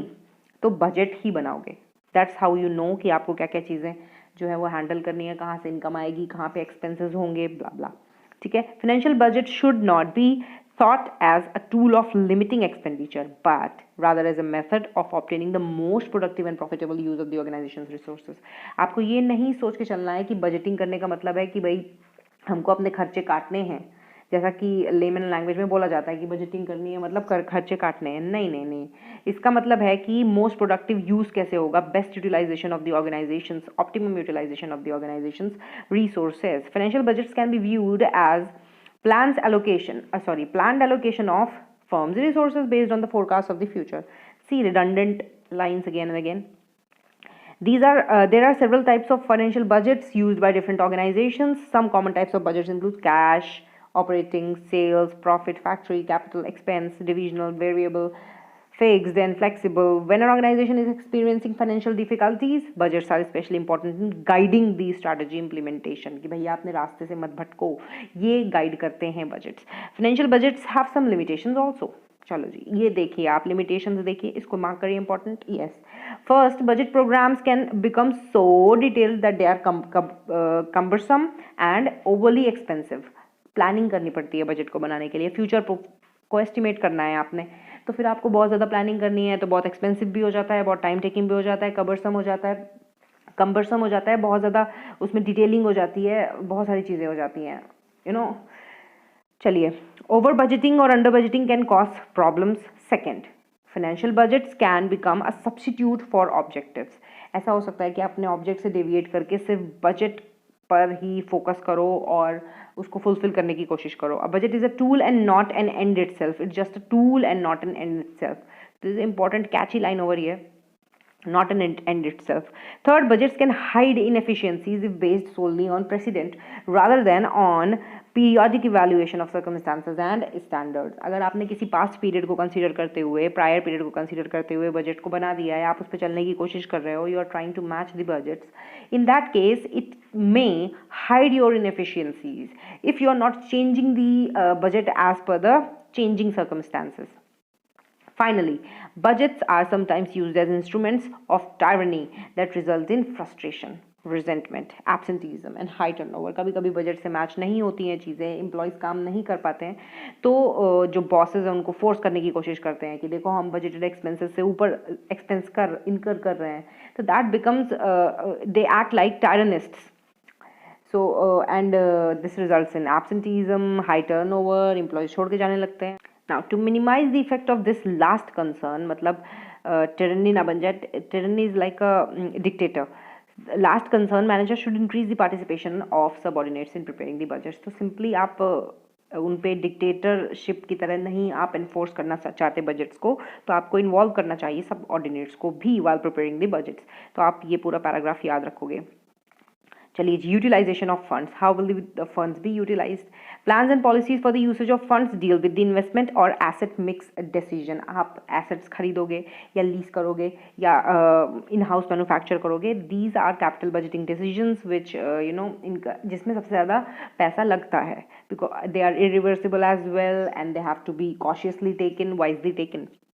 And investment as well. तो इन्वेस्टमेंट में तो आपका पैसा it comes under investment decision and not under capital budgeting decision. The important factors regarding which plans and policies are to be made are capital investment, capital का invest करना, fixed asset का acquisition करना, current assets, loans and advances, dividend decisions and relationship with shareholders. So these are important factors which should be mentioned in the plans and policies कि इनमें हम कितना पैसा खर्च करना है या लेना है. Usage of funds is important since this relates to the efficiency and effectiveness of resource utilization in the process of strategy implementation. आप strategy को implement करने की कोशिश कर रहे हो, तो आपका जो usage of fund है that will be an indicator कि आप कितने efficient हो या effective हो. Implementation of projects in pursuance of expansion strategies. In pursuance of expansion strategies typically results in increase in capital work in progress and current assets.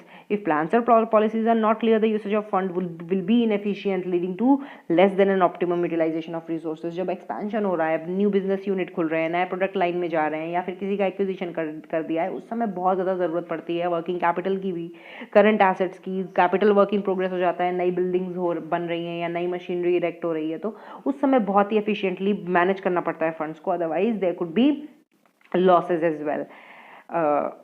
Not as such losses, but inefficient utilization of resources. The management of funds is an important area of financial strategies. It basically deals with decisions related to systemic aspects of financial management. The major factors regarding which plans and policies related to the management of the funds have to be made are, कौन से major factors हैं, ये तो हम देख चुके हैं. Related to the management of funds have to be made. Fund management से रिलेटेड कौन से प्लान्स एंड पॉलिसीज होने चाहिए? These are the system of finance, accounting and budgeting, management control system, cash credit and risk management, cost control and reduction, tax planning and tax planning advantages. So these are actually sub areas within the financial management, financial department, financial function. ये सारे सब areas हैं, इनके लिए भी plans and policies बनानी पड़ेगी आपको फंड्स को मैनेज करने के लिए और फाइनेंशियल मैनेजमेंट करने के लिए. So these are all the areas.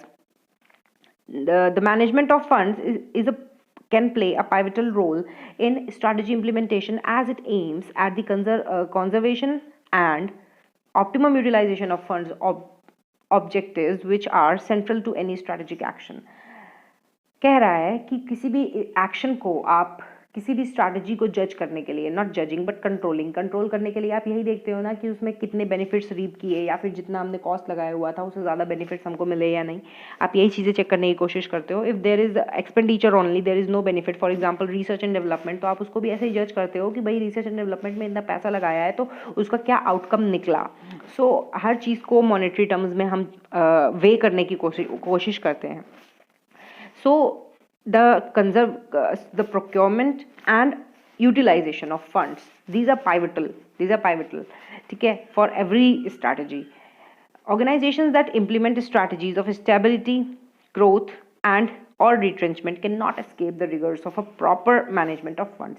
आप stability, ग्रोथ, रिट्रेंचमेंट, इनमें से कोई भी स्ट्रैटेजी लगा रहे हो तो आपको प्रॉपरली मैनेज करना ही पड़ेगा फंड्स को, ये कहने की कोशिश है. In fact good management of funds often creates the difference between a strategically successful and unsuccessful company. For instance, Gujarat Ambuja Cements, currently a high profitable cement company in the country, has achieved tremendous financial success primarily on the basis of its policies of cost control. तो एक और example है Wipro. Wipro is an example where they do cost cutting. Sorry, not Wipro, Walmart. Sorry, Walmart is an example where they do cost cutting, operational cost cutting. Operational cost उनकी बहुत कम होती है. That is their core competencies. तो एक और example आपको मिल गया, that is Gujarat Ambuja Cements. This company has been particularly successful in maintaining a low cost for power which is major input in the cement factory. ठीक है जी. Financial plans and policies however present a dilemma before management. The priorities of management may conflict with those of the shareholders. It is the responsibility of the strategists to minimize the conflict of interest between the management and the shareholders. कहने की कोशिश कर रहा है कि कभी-कभी दुविधा हो जाती है मैनेजमेंट के सामने because their interests might conflict with the interests of the shareholders. Shareholders चाहेंगे कि भाई हमको डिविडेंड तो ढेर सारा, लेकिन जो टॉप मैनेजमेंट है वो ये चाहेगा कि हम रिटेन बैक करें प्रॉफिट्स को, so that the profits can be utilized for investment or acquisition, merger and acquisition, etc. तो there could be a conflict. तो आप एज एन स्ट्रैटेजिस्ट कैसे एक्ट करोगे? You will try to minimise those conflicts. आ जाइए evaluation of the worth of the business. आप कैसे evaluate करोगे किसी बिजनेस की वर्थ को? तो I guess you have studied this in account, practically accounts I think, और यू विल. चलिए, evaluating the worth of a business is central to strategy implementation because it integrative, intensive and diversification strategies are often implemented by acquiring other firms. Integration कर रहे हो आप, backward या forward integration कर रहे हो, intensive strategy, diversification कर रहे हो, ये सब में आपको दूसरी फर्म को एक्वायर करना होता है, किसी बिजनेस यूनिट को एक्वायर करना होता है, तो आपको वर्थ किसी बिजनेस यूनिट की, उसकी वैल्यू इवैल्यूएट करना बहुत ज़रूरी हो जाता है. Other strategy such as retrenchment में result in the sell of a division of the firm itself. उस समय भी आपको अपने जिस डिवीजन से रिट्रेंच कर रहे हो उसमें भी आपको अपनी उस डिवीजन का वर्थ निकालना जरूरी हो जाता है. Thousands of transactions occur each year in which businesses are bought and sold. In all these cases, it is necessary to establish the financial worth or cash value of a business to successfully implement these strategies. तो acquisition strategies and merger and acquisition strategies की बात कर रहा है. So there are many technical terms for this. Although आपकी book में थोड़ा सा generally इसको explain किया गया है, but when you will reach in the final level you will see that there are आपको SFM में मिलेगा कि technical जो terms हैं इसके those are actually used in the market. Various approaches for determining a business worth can be grouped into three main approaches. The first approach, पहला approach क्या है? To determine the net worth of a business. The first approach is evaluating the worth of a business and determining its net worth or stockholders equity, shareholders funds या stockholders equity की value आप देख लो. That will be the worth of the business. Net worth represents the sum of common stock, additional paid up capital and retained earnings. तीन चीज़ों को मिला के net worth बनेगा. Sum of common stock is equity, additional paid in capitals and retained earnings. After calculating net worth, add or subtract an appropriate amount of goodwill आपने add कर लिया, and overvalued or undervalued assets. Assets का revaluation किया, अगर ज़्यादा है तो उनको ऐड करना है, जो अगर अंडरवैल्यूड ओवरवैल्यूड शो कर रहे हैं तो उनको रिड्यूस करना है, अंडरवैल्यूड है तो उनको इंक्रीज करना है. This total provides a reasonable estimate of a firm's monetary value. So this can also be called as intrinsic value of a firm. आपको ये कैलकुलेट करनी है. The second approach is measuring the value of a firm. The second approach to measure the value of a firm grows out of the belief that the worth of any business should be based largely on the future benefits of its owner may derive through net profits. इसमें आप क्या करने की कोशिश करते हो, future profits का average करने की कोशिश करते हो और देखते हो भैया फ्यूचर में इससे क्या बेनिफिट मिलने वाला है, यही उसका वर्थ है. A conservative rule of thumb is to establish a business worth as 5 times the firm's current annual profits. Current annual profits ले लो, उसको 5 गुना करना है. अब 5-year average profit level could also be used. 5 year का average ले लिया profits का और उसको भी हम यूज़ कर सकते हैं और 5 गुना कर सकते हैं उसको. तो that will be the value of the firm. So this is a conservative approach जहाँ पर हम एवरेजिंग करते हैं और उसके नेट प्रॉफिट से डिटर्मिन करने की कोशिश करते हैं कि फर्म का एक्चुअल वैल्यू क्या है. The third approach is letting the market determine a business is worth. Market कैसे डिटर्मिन करेगा? शेयर्स अगर लिस्टेड होते हैं तो मार्केट ही तो डिटर्मिन करता है शेयर्स की value, and that's how you know the worth of a business. Similarly letting the market determine a business worth involves 3 methods. कौन कौन से मेथड है? First one is base the firms worth on the selling price of a similar company. Similar company जैसी कोई और company होगी वैसे ही आप हो, आपका वर्थ भी वही होगा जो उसका होगा सिमिलर कंपनी का. A potential problem however is that sometimes comparable figures are not easy to locate. तो इसमें बहुत ज़्यादा प्रॉब्लम्स हो सकती हैं. कंपेरेबल फिगर्स नहीं मिलती हैं, एसेट्स अलग हैं, HR अलग है, everything is there could be dramatic differences between even similar companies functioning in the same type of industry. The second approach is called the price earning ratio method, PE ratio method. इसमें आप क्या करते हो? To use this method, divide the market price of the firm's common stock by the annual earnings per share. मतलब market price of the share, मान लीजिए कोई share जो है वो 100 रुपये का बिक रहा है, divided by the annual earnings पर शेयर, और एनुअल अर्निंग्स है 10,000, and multiply this by the firms average net income for the past 5 years. Average net income जो भी होगी उससे मल्टीप्लाई कर देना है. मान लीजिए कि 1,000 रुपये है average net income from the past 5 years. So that will give you the price of the shares. सही किया है. 10,000, 1 2 3 4, 1 2 3 4, ठीक है जी, 10 रुपये. ठीक है. To use this method, divide the market price of the firm's common stock by the annual earnings per share and multiply this number by the firm's average net income for the past 5 years. The third approach can be called as outstanding shares method. तो ये आप सारे method याद करोगे, please याद कर लेना. PE method, outstanding shares method अभी देखा था हमने थर्ड अप्रोच में. फर्स्ट मेथड क्या था? Based on the selling price of a similar firm. और सेकेंड अप्रोच क्या था? जहाँ पर हमने देखा था थ्रू नेट प्रॉफिट डिराइव किए गए थे. कंजर्वेटिव रूल था, 5 टाइम्स कर देना था. फर्स्ट अप्रोच में हमने इंट्रिंसिक वैल्यू या नेट वर्थ मेथड देखा था.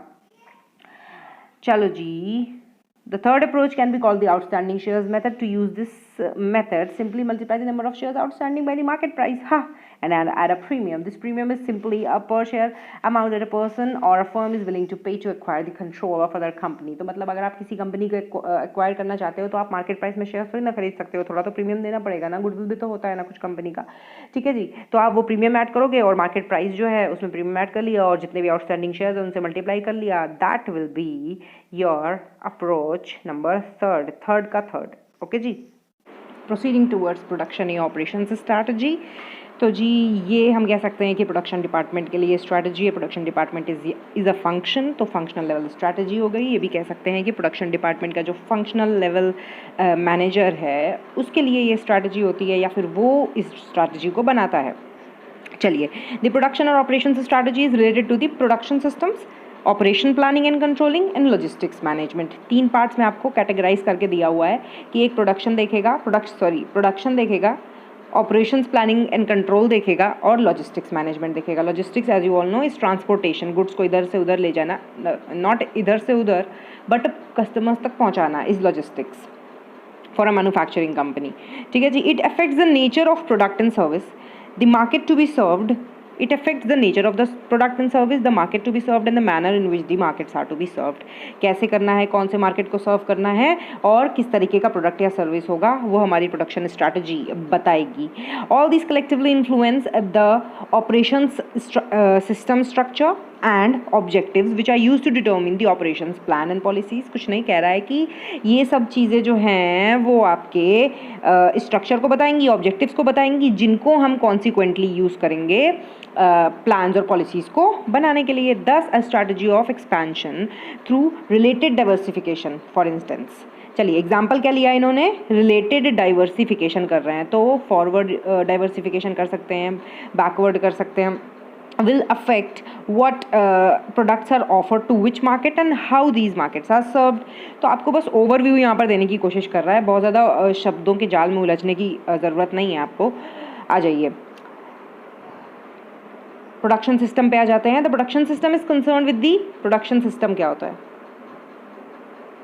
Production system concern with the capacity, location, layout, product और service design, work systems, degree of automation, extent of vertical integration forward भी हो सकता है, बैकवर्ड भी हो सकता है, vertical integration and such factors. Strategies related to production systems are significant as they deal with vital issues affecting the capability of the organization to achieve its objectives. Definitely, let's talk about manufacturing concerns only over here, क्योंकि production manufacturing concerns में ही होता है। तो आप ये समझो कि अगर किसी manufacturing concern का कोई objective है, goal है, vision है, mission है, तो उसको पूरी करने के लिए production department plays a major role। तो ये आपका primary जो है function बन जाएगा। ठीक है जी। तो ये आपको बताने की कोशिश कर रहा है कि प्रोडक्शन सिस्टम में क्या क्या चीज़ें होती हैं। कैपेसिटी बताता है आपकी, लोकेशन क्या है आपके प्लांट की, layout, what is the layout and designing, work systems automated है या नहीं है, what is the degree of vertical and horizontal integration, whatever and such other factors. You don't have to cram these.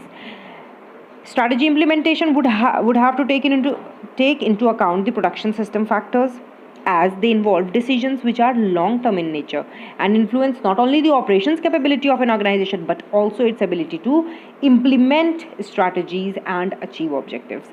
आपने देखा होगा जो lower most workers होते हैं, the lowest level of managers बोल लीजिए, वो भी सुपरवाइजर्स, वर्कर्स हैं, ब्लू कॉलर एम्प्लॉयज़ है, वो आपके कहाँ पर होते हैं? फैक्ट्री में ही तो होते हैं।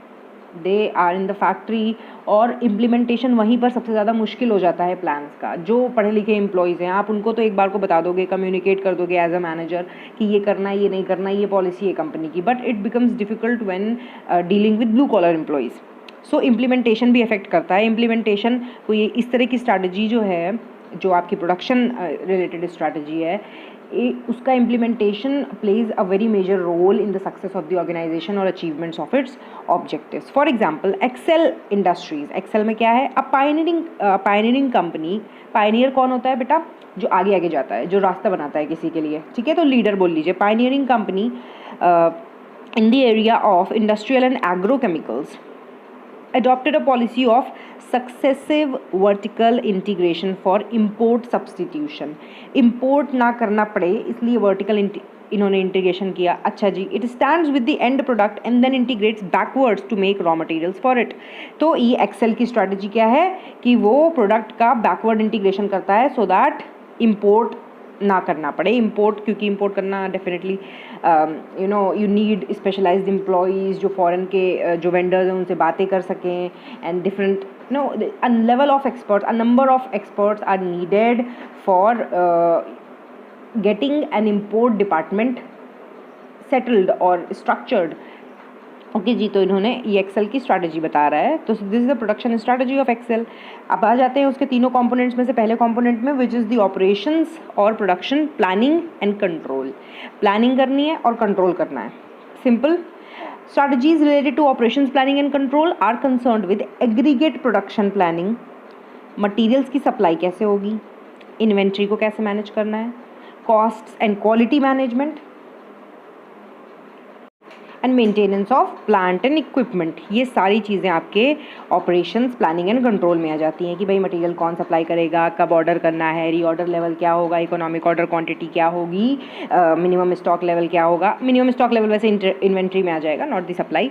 Cost of the raw material, labour cost and the direct overheads जो भी लग रहे हों, क्वालिटी मैनेजमेंट, बिकॉज क्वालिटी आपके प्रोडक्ट से ही पता चलेगी। आपका प्रोडक्ट ख़राब है तो अंदर कंपनी में कितना भी अच्छा क्वालिटी काम क्यों ना हो रहा हो, क्वालिटी ह्यूमन रिसोर्स आपके पास क्यों ना हो, but you won't be able to build your goodwill in the market.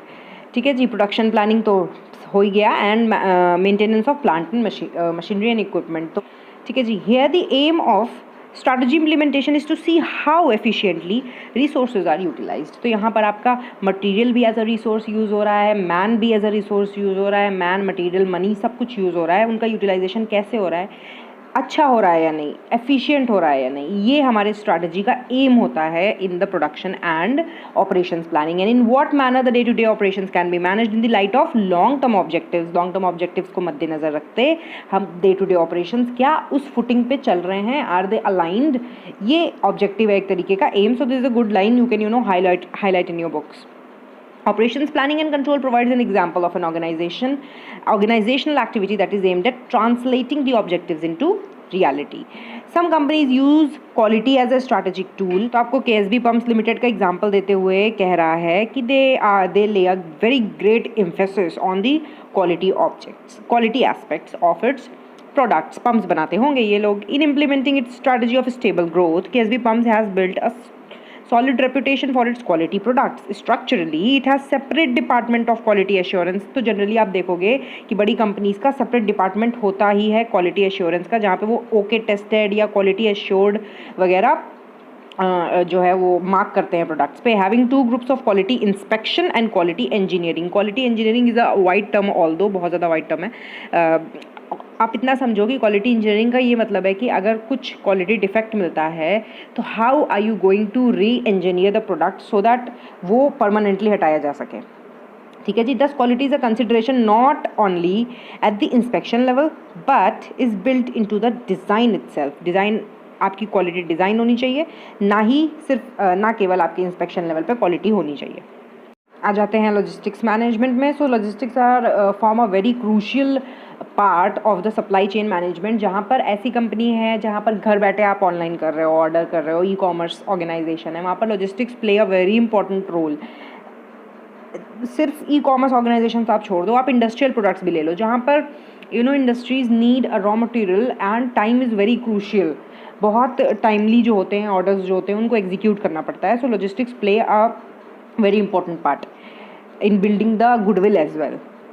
चलिए, management of logistics is a process which integrates the flow of supplies into materials को लाना through and out of the organisation, within the organisation भी और organisation के बाहर ले जाना, to achieve a level of service which ensures that the right materials are available at the right place, eight the right time of the right quality and eight the right cost.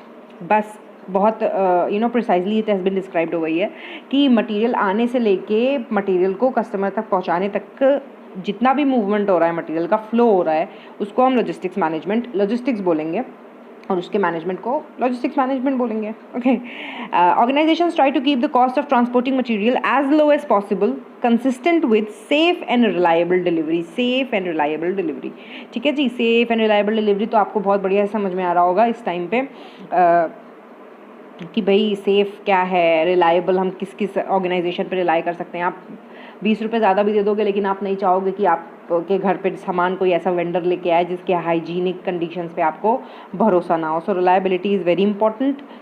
चलो जी, supply chain management helps in logistics and enables a company to have constant contact with its distribution team which could consist of trucks, trains and any other modes of transportation. अब जैसे आप देखो कि अच्छा बताओ, अपनी फर्स्ट कुरियर कंपनी कौन सी थी जिसने overseas through airplanes couriers delivery शुरू करी थी? It was blue dart. ठीक है जी, तो ब्लू डार्ट का जो कुरियर का सप्लाई चेन है उसको एज अ लीडर या फिर ट्रेंड सेटर माना जाता है। ठीक है, तो it plays the supply chain management pledge a very important part and it could consist of trucks भी हो सकते हैं। पहाड़ी एरिया पे अगर कुछ चीज़ें बनती हैं, जैसे दवाइयाँ बनती हैं, आयुर्वेदिक मेडिसिन बनती हैं, तो ट्रक्स वगैरह बहुत ज़्यादा यूज़ होते हैं। ट्रेन्स भी यूज़ होती हैं, आपको पता है ट्रेन्स तो पूरे इंडिया में यूज़ होती हैं for posts and mails and couriers day to day and other modes of transportation. Given the changes that affect logistics, operations such as emerging technologies and industry initiatives developing and using a formal logistics strategy is very important. अगर आपकी एक laid out और written form में logistics strategy नहीं होगी तो चीज़ें बहुत हाफ अजर्ड हो जाएंगी. आपको पता नहीं चल पाएगा कि मतलब आपका गुड्स का स्टेटस क्या है, कहाँ पर पहुँचा, कहाँ पर नहीं पहुँचा. अब आजकल कस्टमर्स की एक्सपेक्टेशन क्या होती है, आपकी एक्सपेक्टेशन कहाँ है कि आप कोई चीज़ ऑर्डर करते हो, आप रोज़ उसको खोल के चेक करते हो, आज कहाँ पहुँचा, आज कहाँ पहुँचा. दिन में 4 बार कभी कभी चेक कर लेते हो, आज कहाँ पहुँचा, आज कहाँ पहुँचा. तो the company needs to be very vigilant towards tracking their goods, किसके हाथों में है, कब डिलीवर हुआ. आपसे भी डिलीवरी वाला जो होता है साइन करवाता है, कभी कभी पिक्चर भी लेता है अगर कोई इंपॉर्टेंट आइटम है तो. सो ये सब चीज़ें इंडस्ट्री को आज करना बहुत मैंडेटरी हो गया है, so that they could pace up the market and the level of expectations the customers are having towards the industries. For a business enterprise, effective logistics strategy will involve raising and finding solutions to the following questions. भाई आपको questions दे दिए हैं, आपको कुछ सोचने की ज़रूरत ही नहीं है. कभी कभी क्वेश्चन ही बनाना बहुत मुश्किल हो जाता है कि भाई स्ट्रैटेजी बनाएं तो कैसे बनाएं. क्वेश्चन ही नहीं समझ में आते, आंसर्स तो मिलना दूर की बात है. तो आपको क्वेश्चंस दे रखे हैं.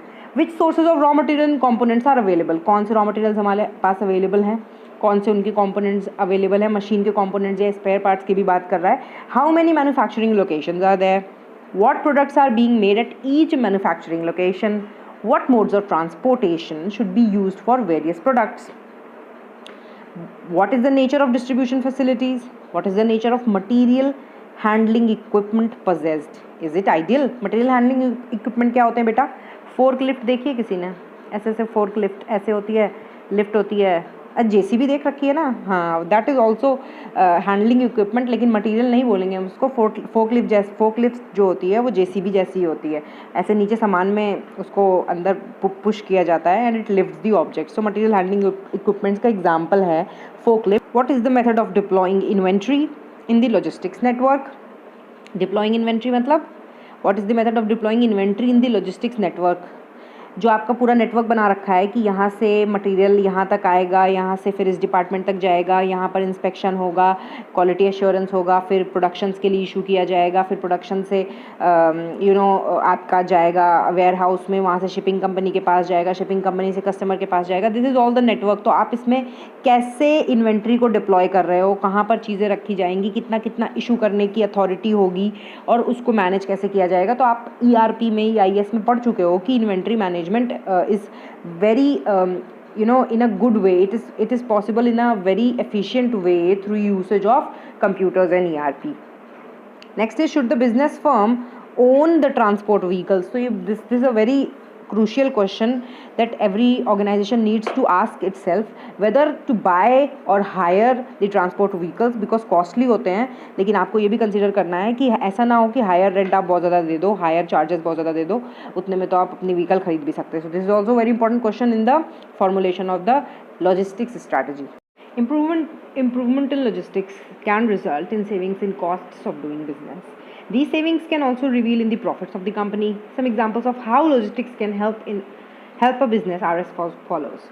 तो ये benefits of logistics management आप ऐसा कह सकते हो that cost savings होता है, reduced inventory क्यों बोल रहा है, ज़्यादा इन्वेंट्री नहीं चाहिए होती है ना. अगर आपका लॉजिस्टिक्स अच्छा है, आपको टाइम पर प्रोवाइड कर सकता है, जस्ट इन टाइम प्रोवाइड कर सकता है, why will you have stocks of inventory. उसका होल्डिंग कॉस्ट भी तो बहुत ज़्यादा हो जाता है. चलिए, improve delivery time, customer satisfaction and it gives a competitive advantage. आ जाते हैं सप्लाई चेन मैनेजमेंट पे, which is the fourth aspect of the production strategy, supply chain management. The term supply chain refers to the linkages between suppliers, manufacturer and customers. तो माल को ख़रीदने से लेकर customer तक पहुंचाने तक का जो पूरा चेन होता है, that is supply chain. Supply chains involve all activities like sourcing and procurement of material, conversion and logistics.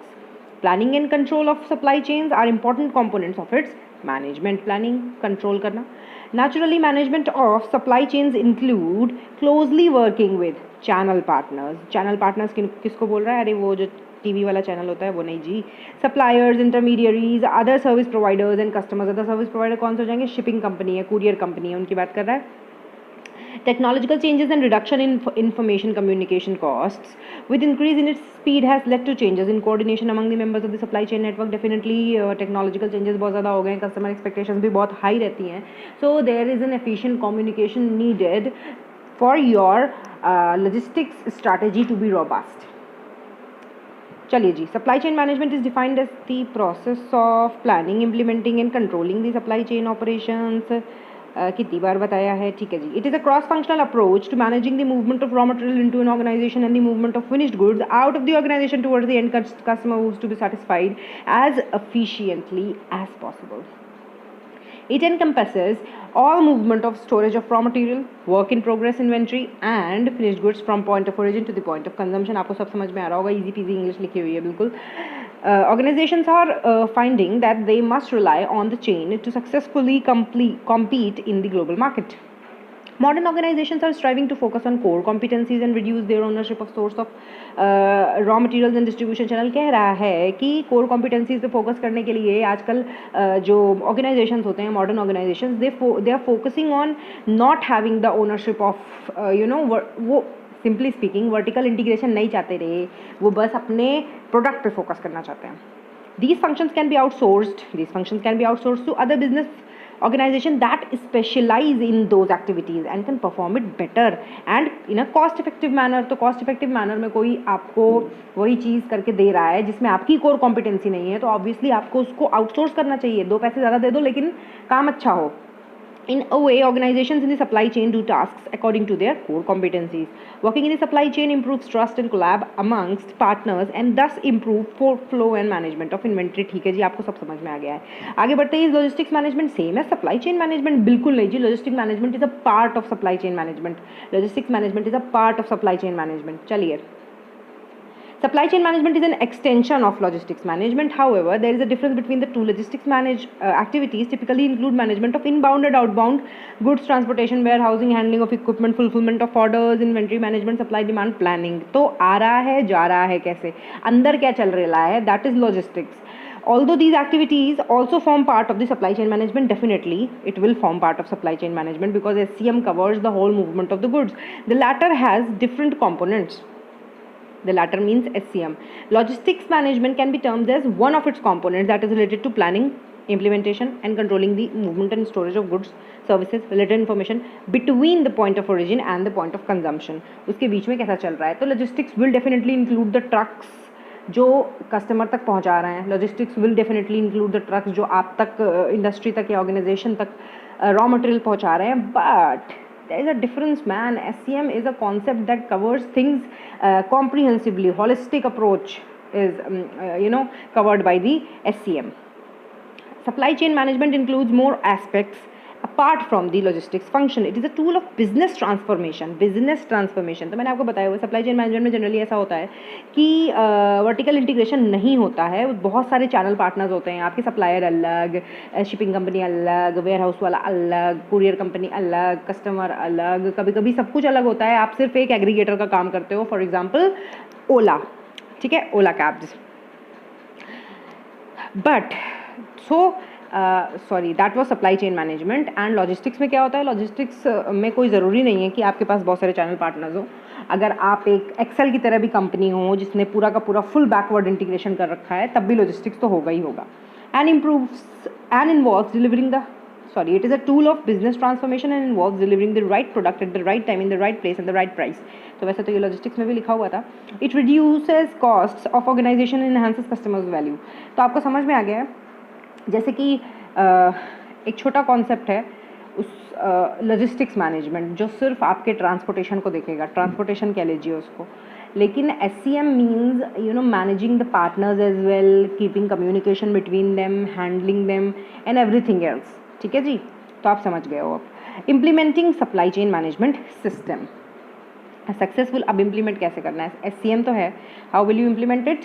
So a successful implementation of SCM requires a change from managing individual functions to integrating activities into a key supply chain process. You will have to act like all the parts of the supply chain are interlinked between each other. आपको अपने आप को ऐसा network बनाना पड़ेगा so that the customer is not able to view the whole of the supply chain management partners as different components. मतलब अगर मैं Amazon से कुछ ऑर्डर कर रही हूँ सो मेरे को ऐसा फीलिंग नहीं आना चाहिए कि सेलर कोई और है, शिपिंग कंपनी कोई और है, वेयर हाउस कहीं और से हो रहा है, वेयर हाउसिंग कुछ और है, डिलीवरी जो कर रहा है वो कोई और कर रहा है. ऐसा मेरे को फीलिंग नहीं आना चाहिए। मैंने अमेज़ॉन पे ऑर्डर किया और अमेज़ॉन का बंदा घर पे देके गया।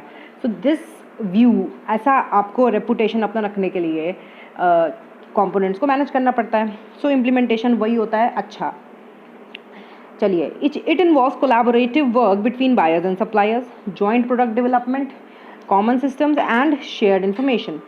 A key requirement for successfully implementing supply chain will be network of information sharing and management. The partners need to link together to share information through EDI, electronic data interchange का obviously भाई call पे तो हर चीज़ manage हो नहीं सकती है, तो ERP तो होना भाई बहुत ज़रूरी है, and take decisions in timely manner.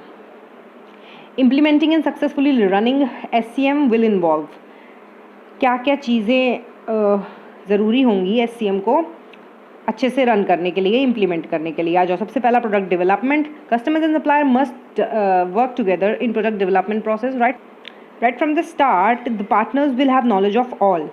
Involving all partners will help in shortening the life cycle.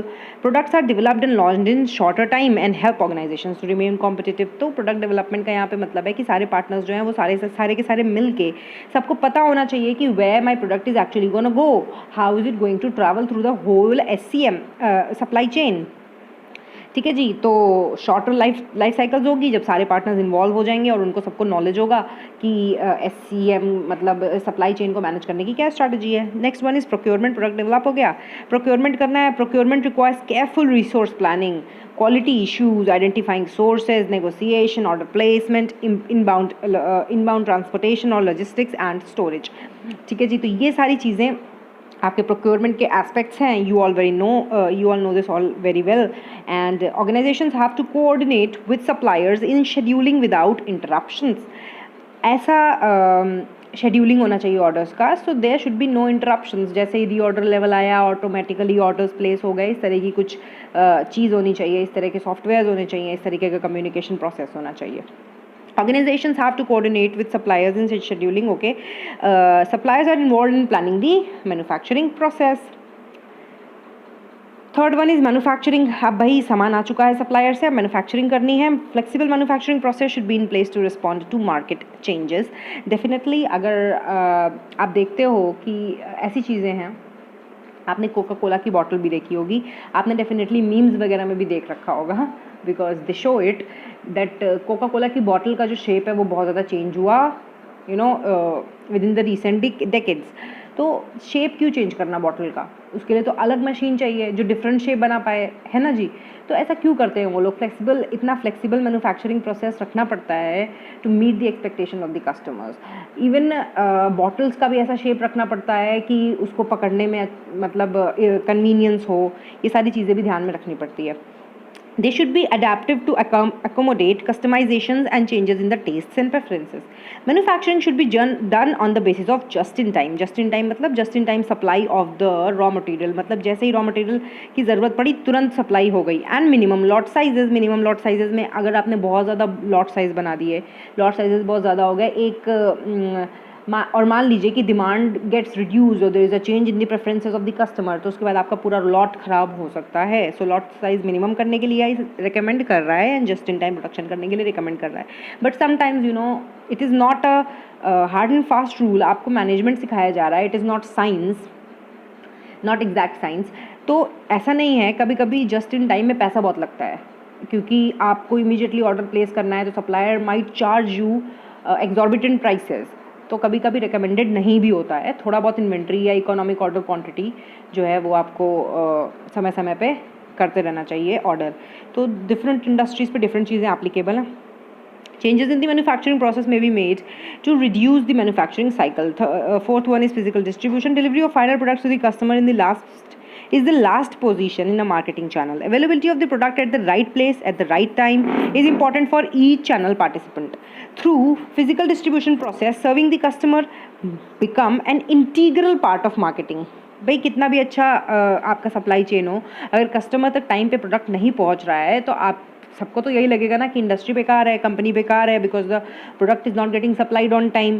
The supply chain management links a marketing channel with customer. Definitely it helps in marketing as well. अगर अच्छा supply channel होगा, next day delivery हो रही है, drone से delivery हो रही है USA में, ठीक है, तो फिर अमेज़ॉन की USA में ड्रोन से डिलीवरी हो रही है. So that also works as marketing. चलिए जी, fifth one is outsourcing. Outsourcing is not limited to the procurement of material and components. As you all know this कि सिर्फ प्रोक्योरमेंट ऑफ रॉ मटेरियल को cover नहीं करेगा outsourcing, but outsourcing could be of several processes as well. कुछ services होती हैं, support services, उसको भी हम आउटसोर्स कर लेते हैं instead of setting up a department, employing personal, giving them salary, training them. That is a cumbersome process, but also includes outsourcing of services that traditionally have been provided within an organization. The company will be able to focus on these activities when it has competency and everything else will be outsourced.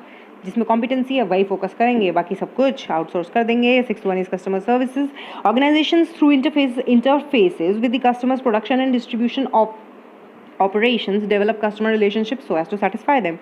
They work with customers to determine mutually satisfying goals, establish and maintain relationships. This in turn helps in producing positive feelings in the organization and the customer. आपको customer से हमेशा जुड़े रहना है, उनकी जो भी queries है उनको आंसर करना है. कस्टमर सपोर्ट हमेशा होता है, 24/7 होता है बहुत सारी कंपनीज में. तो why is that there? Definitely to build a strong positive relationship with the customers. Customer base बढ़ाने के लिए आपको किसी कंपनी में आप कॉल करते हो, फिर आपको बहुत अच्छा रिस्पॉन्स मिलता है, इमीडिएटली रिफंड मिल जाता है आपकी क्वेरी लॉन्च करने पर, तो आप खुश होते हो, आप बाकी 10 लोगों को भी जाके बताते हो. So that is customer service also works as marketing. Seventh one is performance measurement. There is a strong relationship between the supplier, customer, and organization. Supplier capabilities and customer relationships can be correlated with a firm performance. Performance is measured in different parameters such as costs, customer service, productivity, and quality. There's no need to explain this. Performance measurement जो है बहुत सारी चीज़ें आप देखते हो, customer service कैसा है, कॉस्ट कैसी है, प्रोडक्टिविटी कैसी है, क्वालिटी कैसी है प्रोडक्ट की, and that builds a strong relationship between the supplier and the customer and the organisation as well. तो ये सब कुछ था प्रोडक्शन स्ट्रैटेजी के बारे में. अब आ जाते हैं R&D स्ट्रैटेजी के ऊपर. सो R&D बहुत हमने पढ़ रखा है अपनी बुक में ही. वो कौन सी कंपनी है जिसका core competencies research and development हमने देखा था? इंटेल का. चलिए जी, R&D personnel can play an integral part in strategy implementation. These individuals are generally charged with developing new products and improving the old products. So research and development does not necessarily mean कि कुछ innovation होना चाहिए, कोई नया product आना चाहिए. old products में भी कुछ re-engineering हो जाएगी, कुछ अच्छा चीज़ हो जाएगा, quality re-engineering हो जाएगी. तो that will be sufficient in a way that will allow effective strategy implementation. R&D employees and managers perform tasks that include transferring complex technology, adjusting processes to local raw material, adapting processes to local markets, and altering products to particular tastes and specifications. So it's nothing, it just says कि R&D employees का क्या actual task होता है. तो transferring complex technology, processes को adjust करना, local raw material में जो कुछ प्रोसेसेस होते हैं लगते हैं उनको एडजस्टमेंट करना, जो आपके एग्जिस्टिंग प्रोसेसेस हैं उनको अडाप्ट करना as per the taste of the local market, and altering the products to particular tastes and specifications. ये सब R&D पर्सनल के काम है. Strategies such as product development, market penetration, and concentric diversification require that new products be successfully developed and the old product be significantly improved. But the level of management support for R&D is often constrained by resource availability. Definitely आप देखते हो कि जो top management होता है that becomes reluctant towards spending too much money in the R&D because उनको ऐसा लगता है कि it will not reap benefits in the short run, और long term में भी कभी कभी नहीं दिखता है उनको benefits. But it's important, R&D is important. तो आप ये सब पढ़ चुके हो कि product development क्या है, market penetration क्या है, concentric diversification क्या है. इन सब में नए product जो हैं उसको successfully develop करना है, old products को improve करना है. चलिए जी, technological improvements that affect customer and industrial products and services shorten the product life cycle. Usually companies in virtually every industry are relying on the development of new products and services to fuel the profitability and the growth. Surveys suggest that most successful organizations use an R&D strategy that ties external opportunities to internal strength and is linked with objectives. Well-formulated R&D policies match market opportunities with internal capabilities. R&D policies can enhance strategy implementation efforts too. क्या क्या फ़ायदे हैं R&D policies can enhance the strategy implementation efforts. 2. Emphasize the product and process improvements. Stress basic and applied research. Be leaders or followers. Develop robotics और manual type. तो ये सब आपको बता रहा है कि स्ट्रैटेजी इम्प्लीमेंटेशन आप करने जा रहे हो, तो पॉलिसीज़ जो होंगी वो कैसे आपके एफर्ट्स को इन्हांस कर सकती हैं। So what are these guidelines that are going to help you to decide whether to develop the R&D internally or the outsource the research and development to an outside external agency? So the first one is, सिर्फ पहले वाले में आपको इन house R&D करने के लिए बोला गया है। कब आपको इन हाउस R&D करनी है? जब टेक्नोलॉजिकल प्रोग्रेस स्लो हो। क्यों भाई? क्यों? इसलिए बिकॉज इन हाउस आपको चीज़ें आप सेटअप करोगे, फिर आप फैसिलिटी बनवाओगे, टूल्स मशीन वगैरह इरेक्ट करोगे if they are needed, you will bring experts, you will recruit them, so it's gonna take a lot of time. So technological progress slow होना ज़रूरी है। उस समय टेक्नोलॉजिकल प्रोग्रेस अगर फास्ट होगी तो you will not be able to pace up with the market if you are developing your in house R&D department. ठीक है जी, तो टेक्नोलॉजिकल प्रोग्रेस स्लो है। The rate of market growth is moderate, धीरे धीरे market बढ़ रहा है। स्लो टेक्नोलॉजिकल प्रोग्रेस है, मार्केट भी धीरे धीरे बढ़ रहा है। So you have time to adapt to the market, get the taste of the market, test of the target market and adapt to the slow growing technology. And there are significant barriers to possible new entrants भी जल्दी नहीं आने वाले market में। There are significant barriers. Then in this case and only this case, the in-house R&D is a preferred solution. The reason is that R&D, if successful, will result in a temporary product or process monopoly that the company can exploit. अगर R&D से आपने कुछ नया product या कुछ innovative solution निकाल लिया, process निकाल लिया, तो आपकी मोनोपोली हो जाएगी, वो कंपनी उसका एक्सप्लॉयटेशन कर सकती है। बिकॉज न्यू एंट्रेंट्स तो आ नहीं रहे, मार्केट भी धीरे धीरे ग्रो कर रहा है, तो आप थोड़ी देर के लिए मोनोपोलिस्टिक हो जाओगे जब तक आपका आइडिया कोई चोरी नहीं करता है। सो आइडियाज़ पे तो पेटेंट होता नहीं है, आइडियाज़ तो कॉपी किए जा सकते हैं। Second one is if technology is changing rapidly. ठीक है जी, टेक्नोलॉजी बहुत जल्दी जल्दी चेंज हो रही है, तो आप खुद बताओ, तो क्या आपको प्रेफर करोगे कि इन हाउस आपका R&D हो? नहीं हो पाएगा, आप नहीं पेस मैच कर पाओगे जो आपकी चेंजिंग टेक्नोलॉजी है उसके साथ। And the market is growing slowly, market slowly grow कर रहा है। Then a major effort in R&D में बी वेरी रिस्की। ऐसे केस में आपको बहुत ज़्यादा R&D करनी भी नहीं चाहिए because the market is growing slowly. ठीक है जी, because it may lead to the development of an ultimately obsolete technology और one for which there is no market. आप बनाओगे जल्दी जल्दी कुछ टेक्नोलॉजी डेवलपमेंट करोगे R&D करके, मार्केट लेकिन डेवलप नहीं हो रहा है, तो फिर आपकी जो टेक्नोलॉजी है it will ultimately get obsolete and there could be no market for it as well. ठीक है जी। Third situation is if technology is changing slowly. Technology तो ठीक है, धीरे धीरे चेंज हो रही है, but the market is growing quickly. Market बहुत तेज़ ग्रो कर रहा है, तो आप क्या सोचोगे कि आप उस ग्रोथ अपॉर्चुनिटीज़ को टैप करो।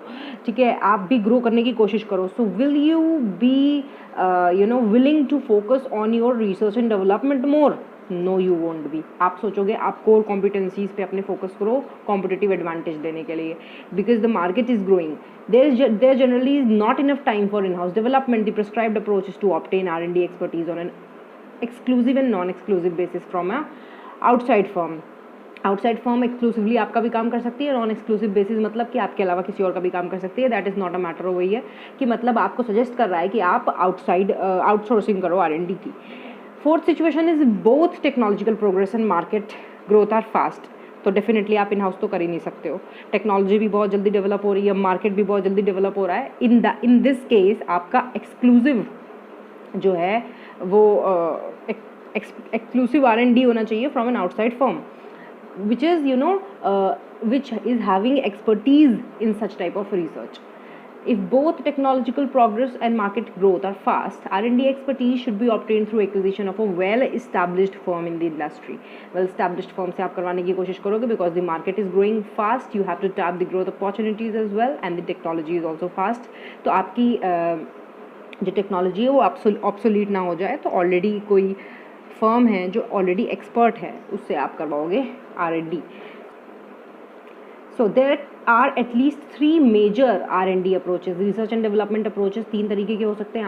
आप इसको पढ़ोगे तो आपको पता चलेगा कि आपको ये पता है, ये चीज़ पता है, but try to remember these 3 paragraphs because they are important as well, they could be asked. तो 3 मेजर R&D अप्रोचेस क्या हो सकते हैं? सबसे पहला है the first strategy is to be the first firm to market new technological products. आप एकदम नई टेक्नोलॉजी ले आए, जैसे कि Philips was the first company to bring LED bulbs, ठीक है जी। तो this is a glamorous and exciting strategy but also a dangerous one.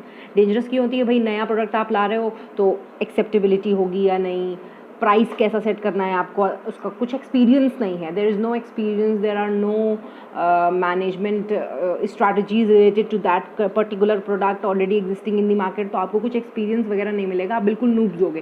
Firms such as 3M and General Electric have been successful in this approach but many other pioneering firms have fallen with rival firms seizing the initiative। तो जी का example दिया हो, general electric का research and development बहुत बढ़िया है, तो नई नई चीज़ें इलेक्ट्रॉनिक्स में जो आती रहती हैं आप जनरली देखोगे कि जनरल इलेक्ट्रिक की होती हैं। The firm was one of the promoters was Edison as well General Electric के। चलिए जी आगे बढ़ते हैं। The second R&D approach is to be an innovative imitator. भैया पहले से जो चीज़ बन चुकी है उसको आप इमिटेट करने की कोशिश करते हो, नकल करने की कोशिश करते हो, लेकिन इनोवेटिवली, ठीक है जी। जैसे कि वाटर फिल्टर तो बन गया है, अब एग्जिस्टिंग प्रोडक्ट है, लेकिन उसको RO बनाना, रिवर्स ऑस्मोसिस लाना, that is innovative imitation, thus minimizing the risks and costs of startup।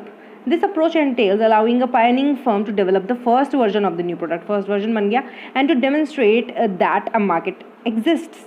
Then laggard firms develop a similar product। This strategy requires excellent R&D personnel and excellent marketing development। excellent होना चाहिए because जो first firm है जिसने product बनाया होगा already, उसके तो personal जो होंगे R&D वाले वो एक्सपीरियंसड होंगे, so they are in a better position to develop the product further more, ठीक है जी। अब राइट ब्रदर्स हैं, उन्होंने प्लेन बनाया तो उन्होंने ही और ज़्यादा डेवलपमेंट उसमें किया है कि कोई और कर ले जाएगा पहले। सो आपको अगर पहले उनसे अच्छी चीज़ बनानी है, उनसे बेहतर बनानी है इमिटेशन करते हुए, ठीक है, तो आपका R&D पर्सनल बहुत बढ़िया होना चाहिए। समझ रहे हो ना, आप नकल करने के लिए भी अकल चाहिए। Third R&D strategy be low cost producer. आप अपना मास प्रोडक्शन रखिए, इकोनॉमीज ऑफ स्केल का फ़ायदा उठाइए, लो कॉस्ट प्रोड्यूसर बनिए। By mass producing products similar to but less expensive than products recently introduced। जो नए products recently introduce हुए हैं आप उनको उनके low cost producer बन जाइए। As a new product accepted by customers, prices become increasingly important in the buyer decision। Also, mass marketing replaces personal selling as the dominant selling strategy। Mass marketing की जगह personal selling आप करोगे। This R&D strategy requires substantial investment in plant and equipment but fewer expenditure in R&D than the two approaches described earlier. तो पीछे जो approaches दिए हुए हैं that are actual research and development. यहाँ पर रिसर्च एंड डेवलपमेंट आप बहुत ज़्यादा नहीं करते हो, आप अपने कॉस्ट पे फोकस करने की कोशिश करते हो, ठीक है जी। तो आप कॉस्ट लीडर बनने की कोशिश करते हो। तो ये 3 स्ट्रैटेजीज आपको दी हुई हैं। इसके अलावा आपको कब डिसीजन लेना है in house and outside research का, ये सब इंपॉर्टेंट है इसमें। चलिए जी आगे बढ़ते हैं। That is human resource strategy, HR। We'll see the role of human resource in strategic management। As you all know, people are the greatest assets। तो इन्फोसिस के जो CEO हैं उन्होंने कहा था, नारायण मूर्ति जी, उन्होंने कहा था कि our biggest assets walk out of the premises in the evening and we have to ensure that they come back the next morning। सो उन्होंने बताया था कि उनके जो ग्रेटेस्ट एसेट्स है वो लोग हैं, न कि पैसा, मशीनरी, कुछ नहीं होता उससे। चलो जी। Strategic responsibilities of the HR manager include assessing the staffing needs, costs for alternative strategies proposed during strategy formulation and developing a staffing plan for effectively implementing strategies। The plan is must also include how to motivate managers and employees। Motivation and staffing plan, ये सब कुछ staffing needs, costs, ठीक है जी, ये सब कुछ assess करना होता है एक HR मैनेजर को और उस हिसाब से अपनी पॉलिसीज़ या स्ट्रैटेजीज़ को सेट करना पड़ता है। The HR department must develop performance incentives that clearly link performance and पे टू स्ट्रैटेजीज। तो आपने देखा होगा, सुना होगा दैट कंपनीज़ में परफॉर्मेंस अप्रेजल्स होते हैं, सेल्फ अप्रेजल्स भी होते हैं, कोई और भी अप्रेजल करता है और फिर परफॉर्मेंस लिंक्ड इंसेंटिव्स मिलते हैं। फॉर एग्जांपल किसी का पे जो होता है वो हाइक करता है 20%, किसी का 30%, किसी को प्रमोशन मिलता है, किसी को नहीं मिलता है। They clearly link performance and the pay to strategies। The process of empowering employees and managers through their involvement in Strategic management activities yields the greatest benefits when an organizational members understand how clearly they will benefit personally if the firm does well. मतलब कि एक HR manager की responsibility होती है कि वो बाकी सारे मैनेजर्स को, एम्प्लॉयज़ को, पर्सनल्स को ये महसूस कराए कि आपके सक्सेस में हमारी ऑर्गेनाइजेशन की सक्सेस है, ठीक है जी, और हमारी ऑर्गेनाइजेशन की सक्सेस में आपकी सक्सेस है। तो चलिए जी काम करिए। हाँ जी, linking company and personal benefits is a major new strategic responsibility of the HR managers. Other new responsibilities of HR managers में include establishing and administering an employee to have conductive work environment, maintain work-life balance, synchronize individual with the organization goals। तो आप समझ रहे हो, बहुत ही easy peasy सी language है ये। आगे बढ़ते हैं हम लोग जल्दी से। A well-designed strategic management system can fail if insufficient attention is given to the HR dimension। Definitely यार, एब्सेंटीज़म होगा, टर्नओवर ज़्यादा होगा, ट्रेनिंग कॉस्ट आपकी बढ़ेगी, रिक्रूटमेंट कॉस्ट आपकी बढ़ेगी, लोग ही नहीं होंगे तो काम कौन करेगा यार? प्रोडक्शन, बाकी सारे आप डिपार्टमेंट छोड़ दो, अच्छे लोग होने चाहिए यार। लोग अच्छे होंगे ना तो प्रोसेसेस में थोड़ी कमी भी है तो चल जाएगी, because they will be motivated to for the betterment of the company as a whole. ठीक है जी, बहुत इंपॉर्टेंट होता है HR डेवलप करना। HR problems that arises with in a business implements strategies can usually be traced to one of the three causes। कह रहा है इम्प्लीमेंटेशन, स्ट्रैटेजी इम्प्लीमेंटेशन में जो प्रॉब्लम्स आती हैं उनके 3 कारण हो सकते हैं। कौन कौन से कारण हो सकते हैं? सबसे पहला, disruption of social and political structures. Second one is failure to match individual aptitudes with implementation tasks and inadequate top management support with implementation activities. सबसे पहला कह रहा है कि social and political structures different हो सकते हैं। किसके? of the organization, and next one is failure to match individual aptitudes with implementation tasks। जो काम किया जा रहा है, जो काम दिया जा रहा है और जो एटीट्यूड है, एप्टीट्यूड मतलब समझदारी, जो आपका स्किल लेवल है उसके हिसाब से आपको काम नहीं मिल रहा है। And the third one is top management का सपोर्ट नहीं मिल रहा है। इम्प्लीमेंटेशन करने में आपको काम दे दिया और बोल दिया गया करो, ये नहीं बताया गया कैसे करना है। सो strategy implementation poses a threat to many managers and employees in an organization। New power and status relationships are anticipated and realized। New formal and informal group values, beliefs and priorities may be largely unknown। Managers and employees may become engaged in resistance behavior as their roles, prerogatives and power in the firm changes। Disruption of the social and political structure of the company disruption of social and political structures that accompany strategy execution must be anticipated and considered during strategy formulation and managed during strategy implementation। कुछ भी नहीं कह रहा है भाई, अगर आप implementation करवाने जाते हो जब स्ट्रैटेजी का, तो आपको बहुत सारी चीज़ें, बहुत सारे थ्रेट्स मिलते हैं कि भैया स्टेटस कैसा है आपके रिलेशनशिप्स का, मैनेजर्स के और एम्प्लॉयज़ के रिलेशनशिप का, वो उनका रेजिस्टेंस बिहेवियर है कि नहीं है, ये सब चीज़ें आपको ग्रुप्स बने हो सकते हैं, इनफॉर्मल ग्रुप्स, फॉर्मल ग्रुप्स, उनके अलग अलग बिलीव्स हो सकते हैं, उनके अलग अलग नॉर्म्स हो सकते हैं, उनकी अलग अलग प्रायोरिटीज़ हो सकती हैं। ये सारी इम्प्लीमेंटेशन प्रॉब्लम्स आती हैं। ठीक है जी, बस यही जिस्ट है इसका। आ जाइए। A concern in matching managers with strategy is that jobs have specific and relatively static responsibilities although people are dynamic in their personal development। A concern in matching managers with strategy। कह रहा है आपने strategy बना दी, आप कौन से manager वहाँ पर लगाने जा रहे हो, ये this is a concern. When does it become a concern? When jobs are static मतलब रुकी हुई है, not changing, not too much changing, but the personal nature of the managers is dynamic, ever changing। तो ऐसे case में it becomes a concern।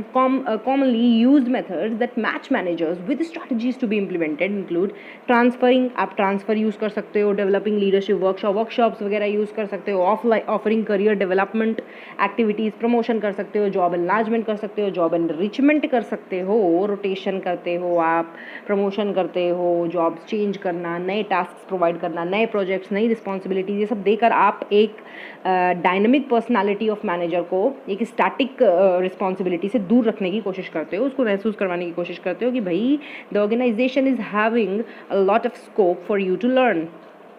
आ जाइए। Number of other guidelines can help ensure that human relationships facilitate rather than disrupt strategy implementation efforts। तो strategy implementation करवानी है यार हर जगह पे। In all the organization humans are present, so the human behavior is dynamic। so cooperation की भी ज़रूरत है, खुद के डिपार्टमेंट की भी strategy implementation करनी है। so HR plays a significant role in guiding the people that उनका सक्सेस इसी बात में है कि ऑर्गेनाइजेशन सक्सेसफुल हो. Specifically managers should do a form of chatting and informal questioning to stay abreast of how things are progressing and to know when to intervene. कह रहा है कि मैनेजर्स को कभी कभी इनफॉर्मल भी होना चाहिए, क्या चल रहा है ऐसे पूछना चाहिए कि बताओ कैसे, सब बढ़िया, हाँ जी. Managers can build support to strategy implementation efforts by giving few orders, announcing few decisions, depending heavily on informal questioning and seeking to probe and clarify until a consensus emerges. कह रहा है कि मैनेजर्स जो हैं वो अपना support कैसे पा सकते हैं एम्प्लॉयज़ से. कैसे पा सकते हैं बेटा? हाँ, कुछ फ्यू ऑर्डर्स दीजिए, डिसीजन थोड़े से अनाउंस करिए, few decisions are announced, and depending heavily on informal questioning ज़्यादा करिए, so you will get the real attitude और feedback of the employees towards the managers, and seeking to probe and clarify until a consensus means same thing in the same sense. आपने पढ़ रखा है contract act में, हाँ जी. तो आप तब तक एम्प्लॉयज़ से फीडबैक लेने की कोशिश करते हो जब तक एम्प्लॉयज़ और मैनेजर्स के बीच में कंसेंसस नहीं हो जाता है. की thrust that needed should be rewarded generously and visibly. तो ये क्या थोड़ा सा ग्रामर प्रॉब्लम इसमें लग रहा है, हाँ जी. तो आप की थ्रस्ट यही है एचआर का कि आपको जो रिवॉर्ड्स हैं वो जनरसली प्रोवाइड करने हैं, विजिबली जो काम कर रहा है उसको ही रिवॉर्ड्स मिलें परफॉर्मेंस से. ठीक है जी. It is surprising that so often during strategy formulation individual values, skills and abilities needed for successful strategy implementation are not considered. आप ऐसा बहुत जगह जाकर देखोगे, अपने लोगों से, दोस्तों से, बड़े भाई बहनों से बात करोगे, आपको पता चलेगा कि sometimes many a times skill से मैचिंग वर्क नहीं मिलता है. It is rare that a firm selecting new strategies or significantly altering existing strategies possesses the right line and staff personnel in the tight positions for successful strategy implementation. कह रहा है कि ऐसा बहुत ही बिरला ही मतलब बहुत ही रेयरली होता है दैट कोई फर्म जो है वो अपनी स्ट्रैटेजीज़, नई स्ट्रैटेजीज़ को इम्प्लीमेंट कर रही है या फिर एग्जिस्टिंग स्ट्रैटेजीज़ को बहुत ज़्यादा ऑल्टर कर रही है, तब भी स्टाफ पर्सनल इतना रोबस्ट है कि सक्सेसफुल हो रही है strategy implementation. The need to match individual aptitudes with strategy implementation tasks should be considered in strategy choice. ठीक है जी. Inadequate support from strategists for implementation activities often undermines organization success. भाई support चाहिए ही होता है top manager का. CEOs, small business owners, the government agencies heads must be personally committed to strategy implementation and express their commitment in highly visible ways. So ये अब बात करने लगा एक जनरल नेचर ऑफ बिजनेसेस की, कि हर बिजनेस में, स्मॉल बिजनेस हो, CEO किसी बड़ी कंपनी का या फिर गवर्नमेंट एजेंसीज ही क्यों ना हो, they should be committed to for the strategy implementation personally and they should express their commitment in highly visible ways. तो दिखना भी चाहिए, ऐसा नहीं है कि आप सिर्फ बोल रहे हो. Strategists' formal statements about the importance of strategic management must be consistent with the actual support and rewards given for activities completed and objectives achieved. Otherwise, stress related to inconsistency may cause uncertainty among the managers and employees at all levels. This is easy. चलिए जी आगे बढ़ते हैं फटाफट. Perhaps the best method for preventing and overcoming human resource problem is strategic management. In strategic management is to actively involve as many managers and employees as possible in the process. आप जितने ज़्यादा लोगों को involve करोगे, उनसे suggestions लोगे, उनको acceptability में प्रॉब्लम ही नहीं आएगी. यार नई स्ट्रैटेजीज जब आप लाने वाले हो या पुरानी स्ट्रैटेजीज़ को आप चेंज कर रहे हो, तो फिर एक्सेप्टेंस में प्रॉब्लम नहीं आएगी if they were involve in the formulation और changing of the updation of the strategies. Although time consuming, this process builds understanding, trust, commitment and ownership and reduces the resentment and hostility. जो एक hostility होती है, what we say that word between, I'm unable to remember it. The true potential of the strategy formulation and implementation resides in people achieving competitive advantage. आ जाइए, HR को हम use करके competitive advantage कैसे पा सकते हैं. In HR management, the strategists try to achieve a competitive advantage for his organization. The competitive advantage may be in the form of low-cost relationship with the industry or being unique in the industry along dimensions that are widely valued by the customers in particular and society at large. तो कह रहा है कि आप competitive advantage कैसे achieve करते हो. तो अभी ये लोगों की बात नहीं कर रहा है. HR मैनेजमेंट में आप अब low cost relationship and unique, या तो डिफरेंशिएटेड प्रोडक्ट बनाओगे या लो कॉस्ट प्रोडक्ट बनाओगे. This is valued by people और the society at large, and so that They can obtain a competitive advantage by becoming a low-cost leader or a differentiator, puts a heavy premium on having a highly competent and committed team for human. Now, if you think that I'm moving very fast, you can slow down the speed for the reading thing, because I cannot explain you line to line. Already the lecture has gone too long. Chaliye, to quote Charles Greer, in a growing number of organizations, HR are now viewed as source of competitive advantage. There is a greater recognition that distinctive competencies are obtained through highly developed employees skill, distinctive organisation cultures and management processes and systems. तो आजकल बाहर से employees ले जा रहे हैं, scientists बुलाए जा रहे हैं फ्रॉम डिफरेंट कंट्रीज़, पीपल अपने एग्जिस्टिंग एम्प्लॉयज़ को ट्रेनिंग देने के लिए. ऑल्दो चाइना और इंडिया में लोग इतने हैं कि labour and employees are available for cheaper rates than the rest of the world, but बाहर से भी हम इंडस्ट्रीज़ जो हैं वो एम्प्लॉयज़ को लेती हैं for competencies only, because human resources are the ones, humans are the ones, the employees are the ones who ultimately implement all these strategies and are the main factor of success of the organization. The role of HR in enabling the organization to effectively deal with the external environmental challenges, the HR management function has been accepted as a strategic partner in the formulation of organizations' strategies and implementation of such strategies through HR planning, employment training, appraisal and rewarding of personnel. An organization's recruitment, selection, training, performance appraisal and compensation practices have a strong influence on the employee's competence. The following points should be kept in mind. चलो जी देख लेते हैं. Recruitment and selection, the workforce will be more competent if the firm can successfully identify, attract and select the most competent applicants. तो recruitment क्या होता है, जहाँ पर आप एडवर्टीजमेंट वगैरह देते हो कि भाई आओ, ये हमारे पे जॉब डिस्क्रिप्शन है, ये वाली जॉब करनी है, you resort to various sources और फिर सेलेक्ट करते हो आप जो भी चूज कैंडिडेट्स होते हैं, जो भी आपको रिक्रूटमेंट के लिए अप्लाई कर देते हैं, उसमें से आप सेलेक्ट करते हो. चलिए जी, next one is training. The workforce will be more competent if employees are well trained to perform their jobs properly. तो अपने पोजीशन पे रह के although चार्टर्ड अकाउंटेंट्स भी बन जाओगे आप लोग, तो आप लोग बुक्स पढ़ के जाओगे, बट आप फ्रेशर होगे किसी इंडस्ट्री में तो आपको भी 6-7 महीने ट्रेनिंग दी जाएगी, because there is no scope for errors in a company. छोटी भी गलती होती है that has big repercussions later. Third one is appraisal of performance. The performance appraisal is to identify any performance deficiencies experienced by the employees due to lack of competence. Such deficiencies, once identified, can often be solved through counseling, coaching, training. Deficiencies identify करनी है, कौन काम कर पा रहा है, नहीं कर पा रहा है, किसका whose nature is, whose abilities are dynamic and the job is a static, जो भी हमने डिस्कस किया था. Fourth one is compensation. A firm can usually increase the competence of its workforce by offering pay and benefit packages that are more attractive than those of their competitors. This practice enables organization to attract and retain the most capable people. तो आप कितना भी अच्छा appraisal करो, कितनी भी अच्छी training करवा लो, अगर पैसा ज़्यादा मिलेगा तो एम्प्लॉय भाग ही जाएगा. तो आपको क्या करना है, अपने पैकेजेस, पर्क्स, बेनिफिट्स अच्छे रखने हैं than the competitors. Strategic HR management, main topic आपका. This is the most important topic that we should thoroughly study in SM. बाकी सब तो आपको basics बता रहा था. The HR strategy of a business should reflect and support the corporate strategy, definitely.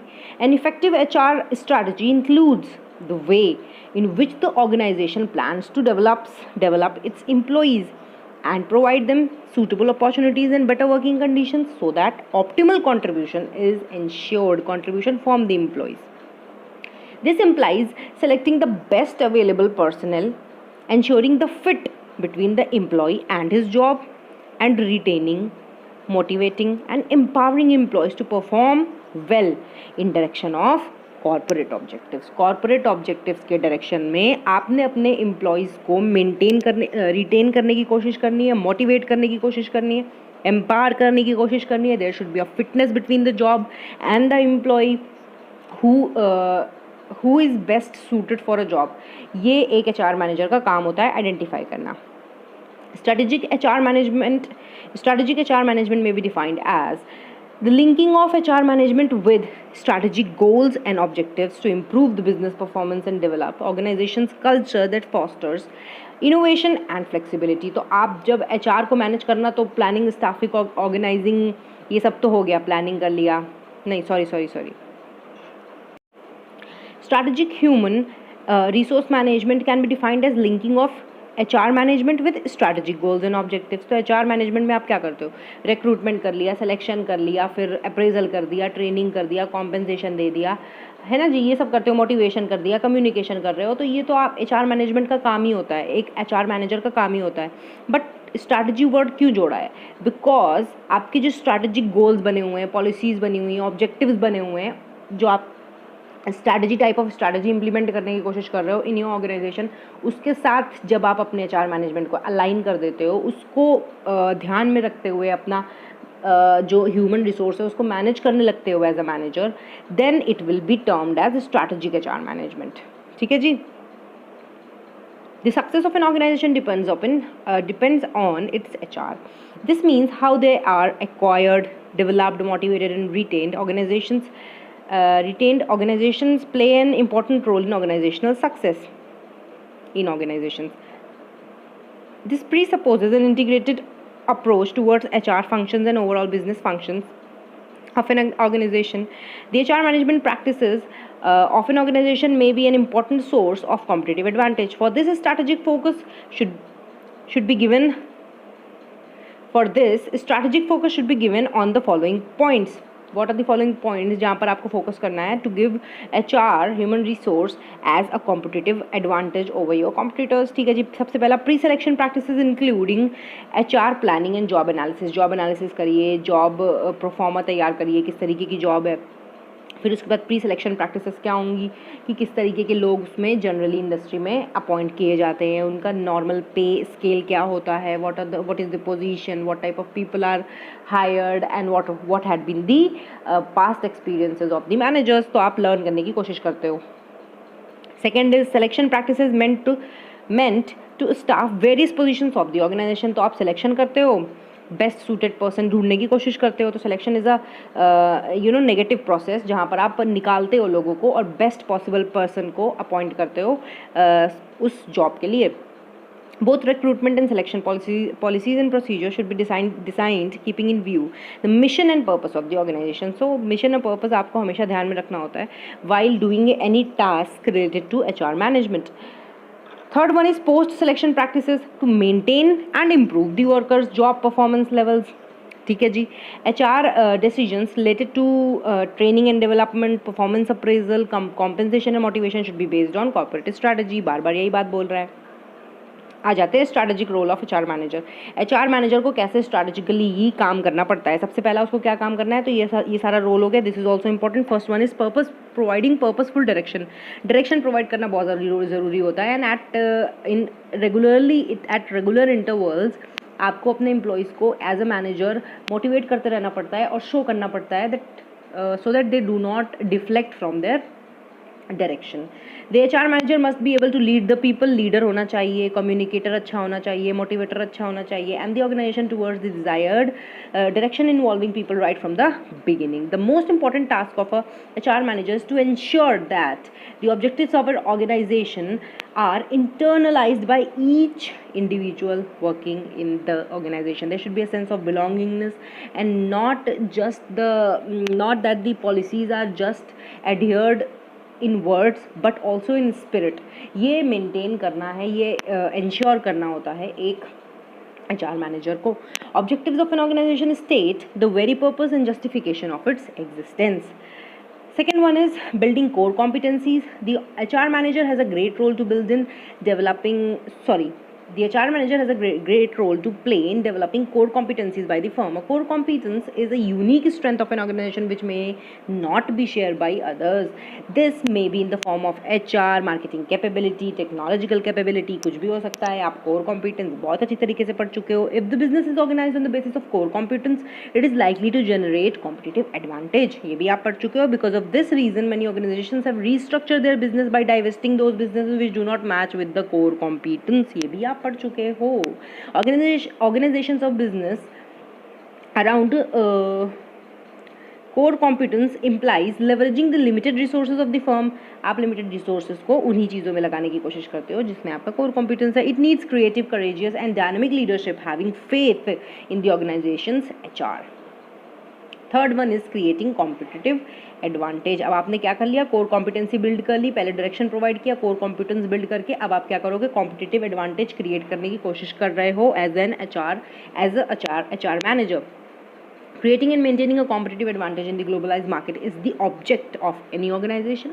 There are two important ways a business can achieve a competitive advantage over the others. The first is कैसे competitive advantage? Cost leadership, which means that the firm aims to become a low cost leader in the industry. And the second is differentiation. So either you can be a cost leader or you can be a differentiator, under which the firm seeks to be unique in the industry in terms of dimensions that are highly valued by customers.